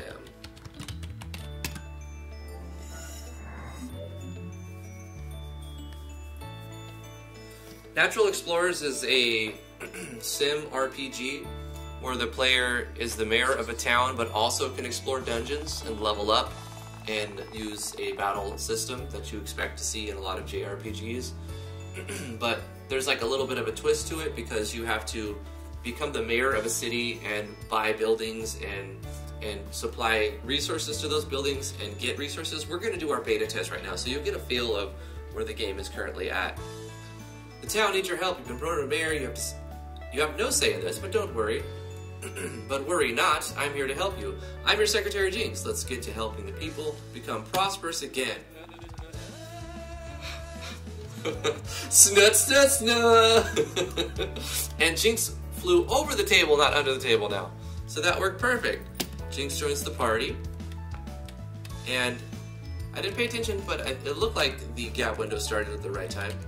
We're not normally going to start with all of these soul stones for all of the creatures. These are 1 out of 100 drops, but I'm still beta testing everything on them.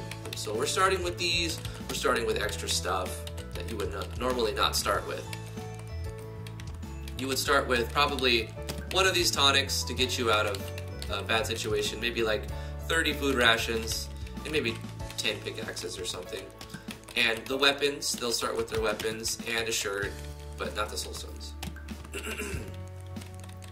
And no crafting menu is available yet. But once you rescue the Tinkerer, it becomes available. Mary's Little Lamb Explorer and Jinx the Fairy. So right here is our house. We can go here to chop food. We're going to have a cooking system, which is just going to use probably Yanfly's item synthesis. And we'll have a food processing. So there'll be food processing and then crafting, and there'll be cooking crafting. 2 little crafting menus, nothing fantastic or phenomenal, just very, very simple crafting. This is where the player can go to rest up and restore for free in case they get damaged in combat. This will be a little enchanting station where the player can enchant their weapons and armors with special traits whenever I get around to doing that, and this will probably be something related to this. Over here will be something, I don't know, but this is already set up, so we can play the piano by pressing the keys. We have 1 octave. If we say no, it walks away, but if we say yes, the players can press on the keyboard between A, S, D, F, G, H, J, K, L, the colon, semicolon, the comment, the bracket, and the backslash. So we got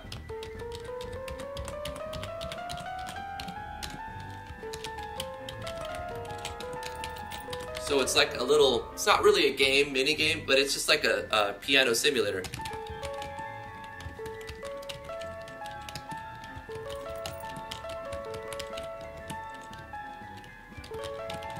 Sounds weird with music playing in the background, but the player can mess around, press escape to leave.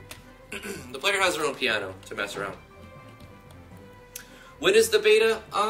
Probably not till 2019. The idea is to work on this project all the way through 2018. I mean, I started really late, so I've only been working on it for a few months. But you can check all the progress on the YouTube channel is there. It used to be very highly edited, but I knew I was not going to finish it. Even maybe it was just taking too long. So here's where we can buy trees, and if we buy the tree, we spend a down payment, and then every 3 minutes we're going to just automatically accumulate an apple, and same thing with an orange. So we spend money to claim like buildings and things. And I'm going to have a little garden system right here. It's not going to be very like Stardew Valley or anything. It's just going to have a little simple system with timers, and where you can have a few lots, right? Maybe like 10 patches of dirt. 1, 2, 3, 4, 5, and then 1, 2, 3, 4, 5. So you have 10 little patches of dirt where you can plant whatever you want, grow your food, and over time, and then take it over here. This will be the player's market, and the player can put food down for sale. And if they price the food in the right range, someone will come up and buy it. If they don't put it in the right range, then nothing will happen. And then maybe use this barrel to start the little self auction. The traveling merchant will sell different things from time to time. Right now he just sells pretty much most things, but I'll set up a common event for him, probably maybe tomorrow. It's not that hard. And you'll have him selling things. He'll pick a random number and run a timer. And as the timer gets to a certain point, it'll reset and pick another random number. And then like I'll just have like 10 or 20 different shop processing inside the common event. Let's buy a little bit of wooden logs. Let's get 20 wooden logs and 20 stones. That's going to let us set up a chef and sushi chef area. You can go here and set up a kitchen by paying 20 logs and 1,000 coins, and then 10 coins every minute. And it'll consume a raw meat and 10 coins, and we'll get 5 food rations. The food rations are going to provide the player with food, as well as the town with food. The town has to have food rations in order to produce coins. So you tax people, but you also have to pay them. Or you tax people, but you also have to feed them. So you bring raw meat and fish, and you have the chefs prepare them for a small fee, and use the food for tax money. And also, you can press E to eat food, because you have like a timer. So you can't just AFK forever. You can only AFK for about 10 minutes. So let's buy a few raw meat and a few raw fish, just a little bit. So once we have it, these guys will start making food rations. We have nothing here right now, but if we go get the Tinkerer's building will pop up right there. The same thing with over here. If we rescue the blacksmith will be here, and then also set up a vendor right here for the blacksmith. So let's do those things. The blacksmith is still not linked. I have to link the blacksmith. Here's the dungeon. Before I jump into the dungeon, I'm going to do some walk out of town stuff to show you the world map. Oh, I forgot to change did I change the sprite size for instance of her? No. So when we walk out to the world map, you're supposed to change your character size. I'm also going to slow the player down. Right here, there will be where you have to have fishing poles to get fish, but right now it's just a timer you get fish. Same thing right here, you're going to need like soil or manure or something. Right here, it already works this way where we have to have pickaxes, but if we buy the quarry and we have the pickaxes, we'll get stone, salt, or granite, depending on if it rolls high or low. Same thing with the mine. You see we harvested our fruit now. It's been 3 minutes since we bought the trees. Those will keep happening. In the lumber mill, we're going to require it to have saws, but right now it's just a timer, and you get wooden logs over time. We're going to build a port down here, a small town that you can also purchase the rights to, and if you do purchase the rights, you'll have to feed it, but then you'll also get income for the town. But the town has a small port that lets you build a boat with, like, say, 100 logs. And that'll give the player to get off this island and go to the next island, which I haven't even built yet.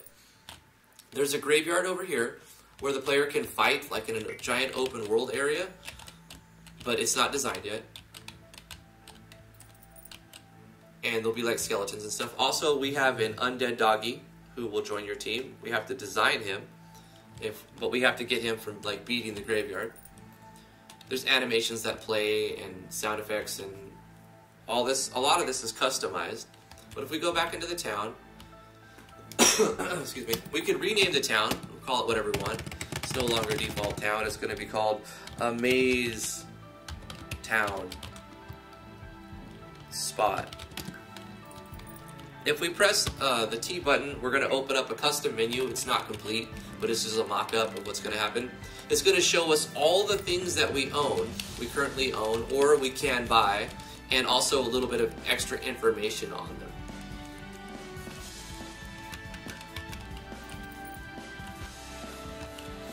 Let's go ahead and look at the more JRPG part of this. Will you be able to enter like the lumber mill area eventually? Yeah, eventually, Baz. I want to have like the docks be a little, you transfer to a different map and go talk to somebody instead of just going to it, but you know, baby steps.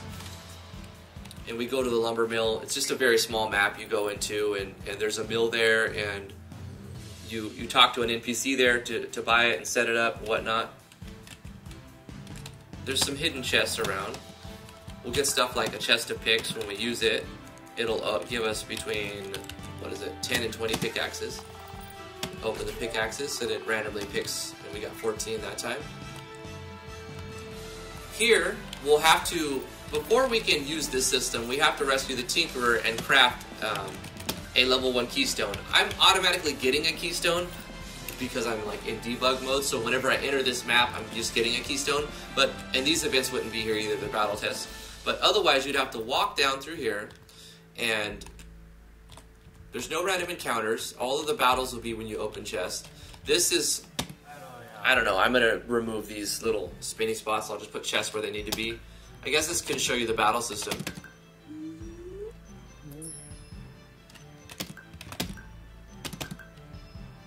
We're using Olivia's Octopath Battler simulated battle system.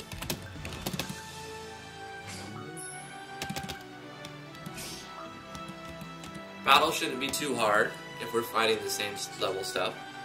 And while you're exploring the dungeon, you're also, like, the simulation part of the game is happening. So you're gaining, like, ore from the people who are working in the mines, and getting stone from the quarry, and the farms are producing stuff. You can pull the switch. This is a switch made by T, my wife, and it's available on the forums and the Discord for free if you want to add that stone switch, if you don't like the metal ones, or you just don't want to use the metal ones. We hit the switch, and we find Devin Scott. And he's in here. Devin Scott is locked away, but you rescue him, and he gives you a Tinker's Kit, and it unlocks the crafting system, which is using Yanfly's plugin. And we can craft items now, a basic list of items, and more stuff will be added as we create the recipes and as the player progresses in the story. Right now, they only have one armor upgrade, but they can craft different items. They would craft the keystone, and to get a diamond, you have to basically roll a 20 on a d20 every 30 seconds. It like re-rolls the die, and it consumes a pickaxe. Or there's a chance that it consumes a pickaxe, I think. There's like a 50% chance that it'll consume the pickaxe, and if, no matter what, it'll roll.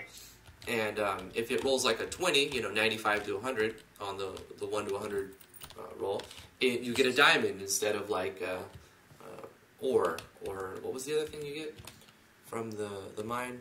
You can get a diamond, you can get ore, or iron, I think is. No, iron is crafted from the blacksmith.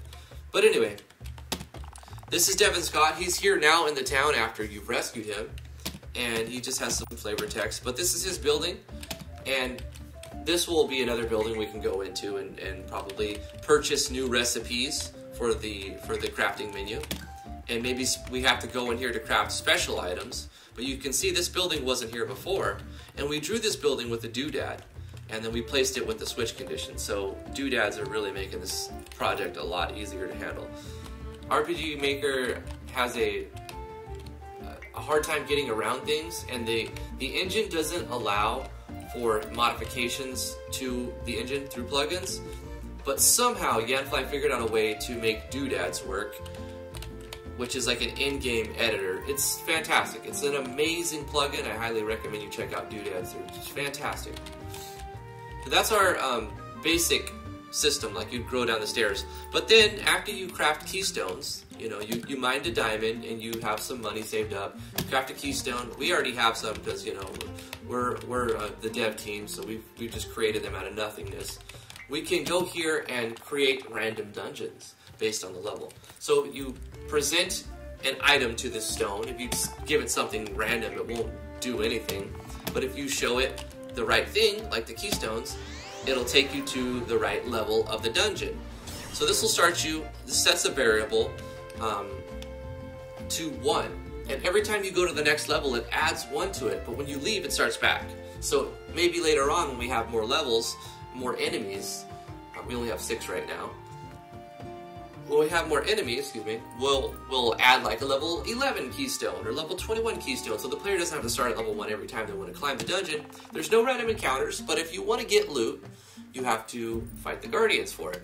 The loot is all randomized, so it calls a common event to start the battle based on the variable of the dungeon level, and it calls a common event to give you the loot. So you say, give me the loot, it starts the battle, and we will start a fight.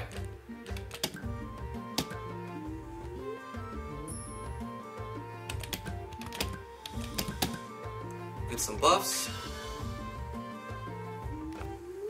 and fight the level 1 monster. We should be able to mop him up pretty quickly. Easy peasy. And we get random loot. Also, the enemies have a 1 out of 100 chance to drop their own moves. A soul stone that gives you all of the abilities of that enemy, and every enemy has 3 custom abilities. We're using some action sequencing.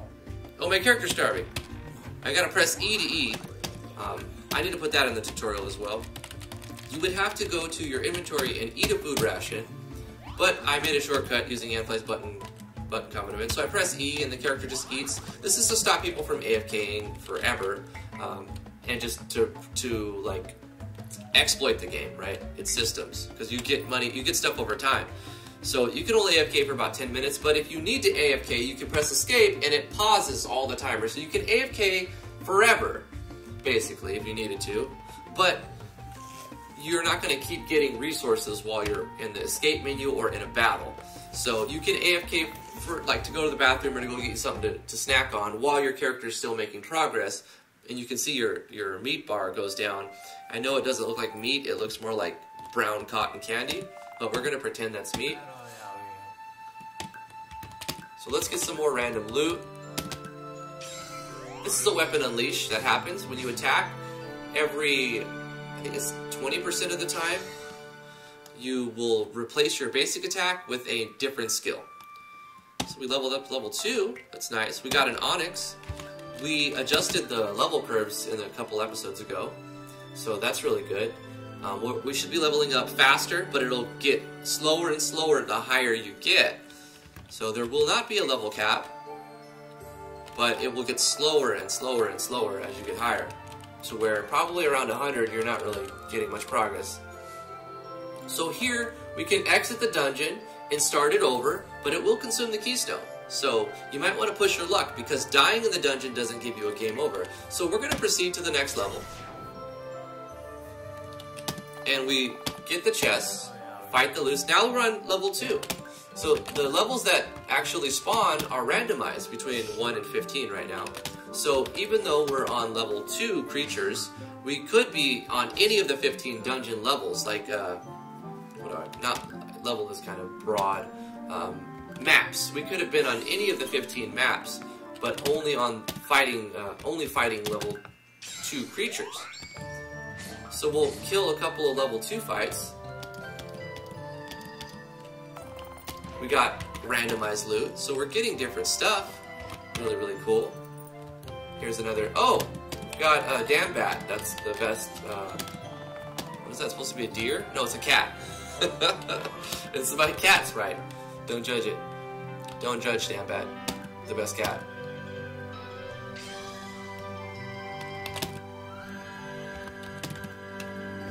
Bang.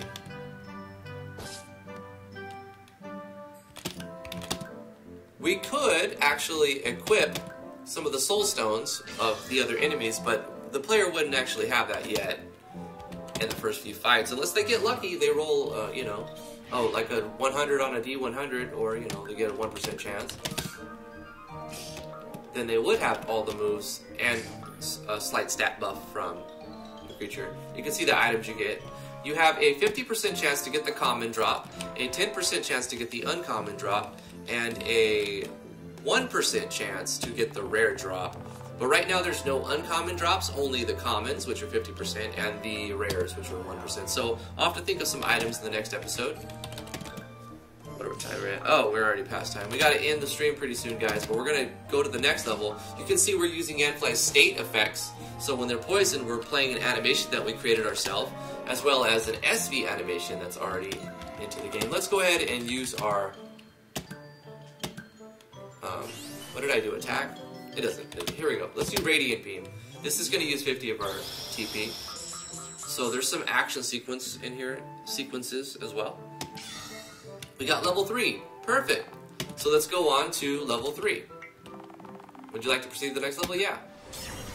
So now we're level 3, fighting level 3 creatures. Every chest we open will now be level 3 creatures. Let's fight that.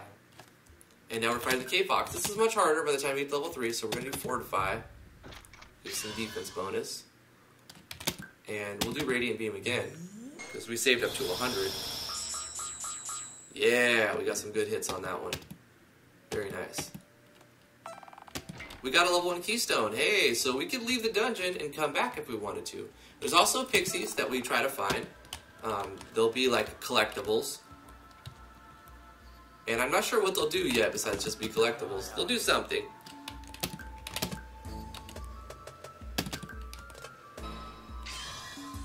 Maybe you'll spend them on something. I'm not sure.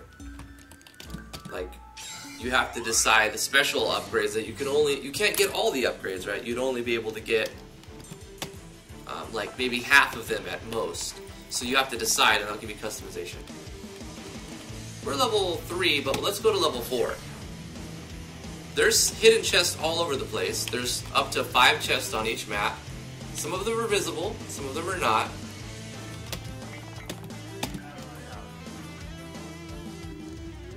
Now we're fighting level 4 creatures, I think? Yeah, level 4. Bang. So we're only level 3, so now we're starting to get to the point where the fights will be harder because we're behind. If we would have found all the chests, we probably would be level 4.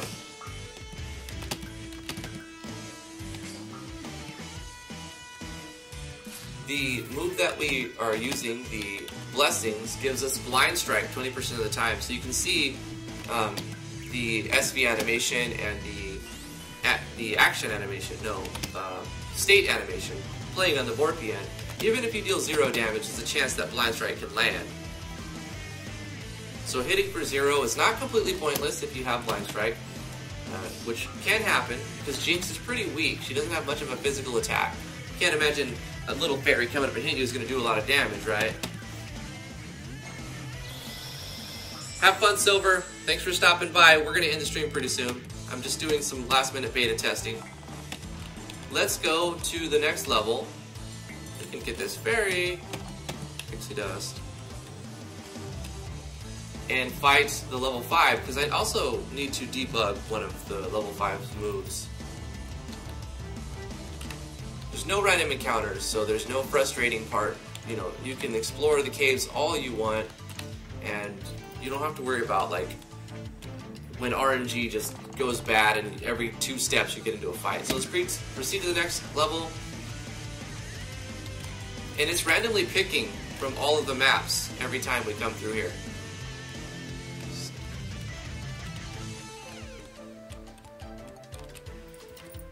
But the dungeon level goes up consistently. So let's get into one fight here, and then we'll just call it. Because we're level 3, I think, and we're fighting level 5. So this is the bug move, the dig. So if we attack, we'll be attacking ourselves. So we have to guard. Or we could buff as well. But let's just guard. Emerge. Boom. So that didn't seem like it bugged, right? That worked out exactly right. And it did good damage. But I just haven't tested. Okay, emerge. Right, so it emerged again after it already did the dig, so that's where it's bugged. It shouldn't be doing that move unless it does dig first. That's dig and then emerge. So I have to figure out why. And we're also defaulting. Oh, yeah. So this fight is bugged. This is it. It did emerge 3 times in a row when the second one should have been dig. So this is very frustrating fight because it's not quite right yet. We're using a Yanfly tips and tricks for the jump for the Dragoon.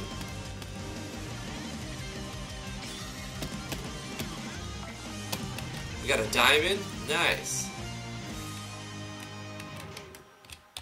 And you can see we're getting more food rations because we've employed both the chef and the sushi chef. Let's go to the last. We have 6 enemies. Let's go to the last one and fight the 6th enemy here.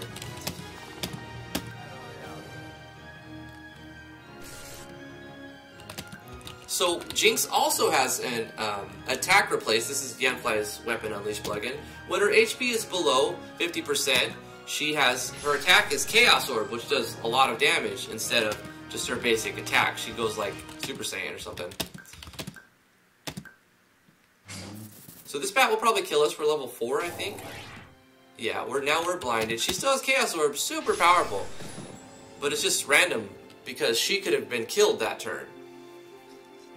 So Jinx is very, very strong because of that. She can get you into, she can get you out of a lot of trouble. If you die, I thought we were going to die there. We're going to die here. When you die in the dungeon, you don't game over. You get ported back to the beginning, and the dungeon level gets set back to 0, basically. But when you enter, it goes to 1. There she goes. And we're just going to fight until we die, so we can see that there's no game over. There should be you can lose conditions. No game over. You get teleported back, and you're pretty beat up, right? You only have 1 HP. So you have to go back to your house, at which point, you have to go back to your house, which point you can check your crops, because they've probably gone up, right? They probably have grown while you're in the dungeon, and rest, get your HP and everything back, and with those crops you can take, after you rest, you can take those crops to your food processing place, right here, chop up the vegetables and whatever, turn them into stuff that you can cook, and then you cook them. You take the stuff that you cook, and you do full circle there, right? You go and put it on the auction.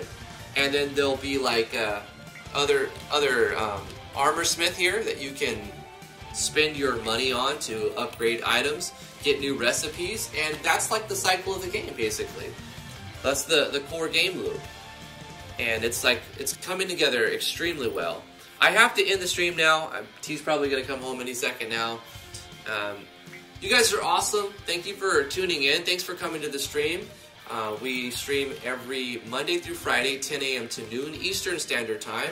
Come hang out tomorrow. We're going to work on the project a little bit more. Probably add new enemies, fix some of the bugs, and just keep doing what we're doing. It's working. And I'm really happy with the progress, and hopefully you guys will feel like purchasing it when it comes out on Steam in several months from now, or I don't think it'll take a year. I think it'll be like maybe 5 months, 6 months, and it'll go. Like beta tests will probably be early 2019, and then like first quarter, second quarter 2019 might get put on Steam. Probably second quarter. But yeah, thank you guys for watching. If you did enjoy it, please give this video a thumbs up. I'd really appreciate that. It'll let me know you guys enjoy the live streams. And subscribe to the channel if you're new here. I have RPG Maker tutorials. I have Game Maker Studio 2 tutorials. I have SRPG Studios. I have all tutorials. I have all kinds of tutorials. If you guys are interested in backing me on Patreon, that's highly appreciated. I offer first impressions for certain tiers, the $20 a month tier on Patreon if you want your game to be played on the channel. I do that still. And yeah, there's all kinds of free resources you can get on the Discord if you look. So the link is in the description for the Discord. My character's starving! Oh no! We didn't save at all, so we should do a save. We'll just save over file 1 here. There we go. Thank you guys for coming. I really appreciate it. Whiteley, Nightmare, Baz, System ID, Artisan, Travado, Doc Weeze, Silver. You guys are K Zaman. You guys are amazing. Mr. Beck, the Gaming Ludamon. How do you say that? Rakim.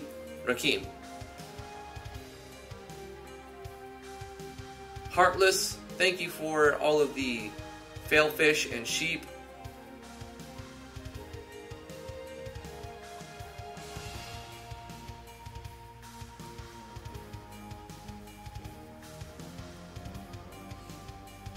Royal, thank you for tuning in and helping as always with the Photoshop stuff.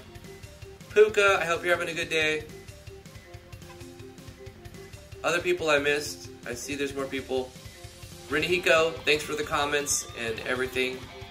You guys are awesome. I have to go now. See you guys tomorrow. Bye-bye.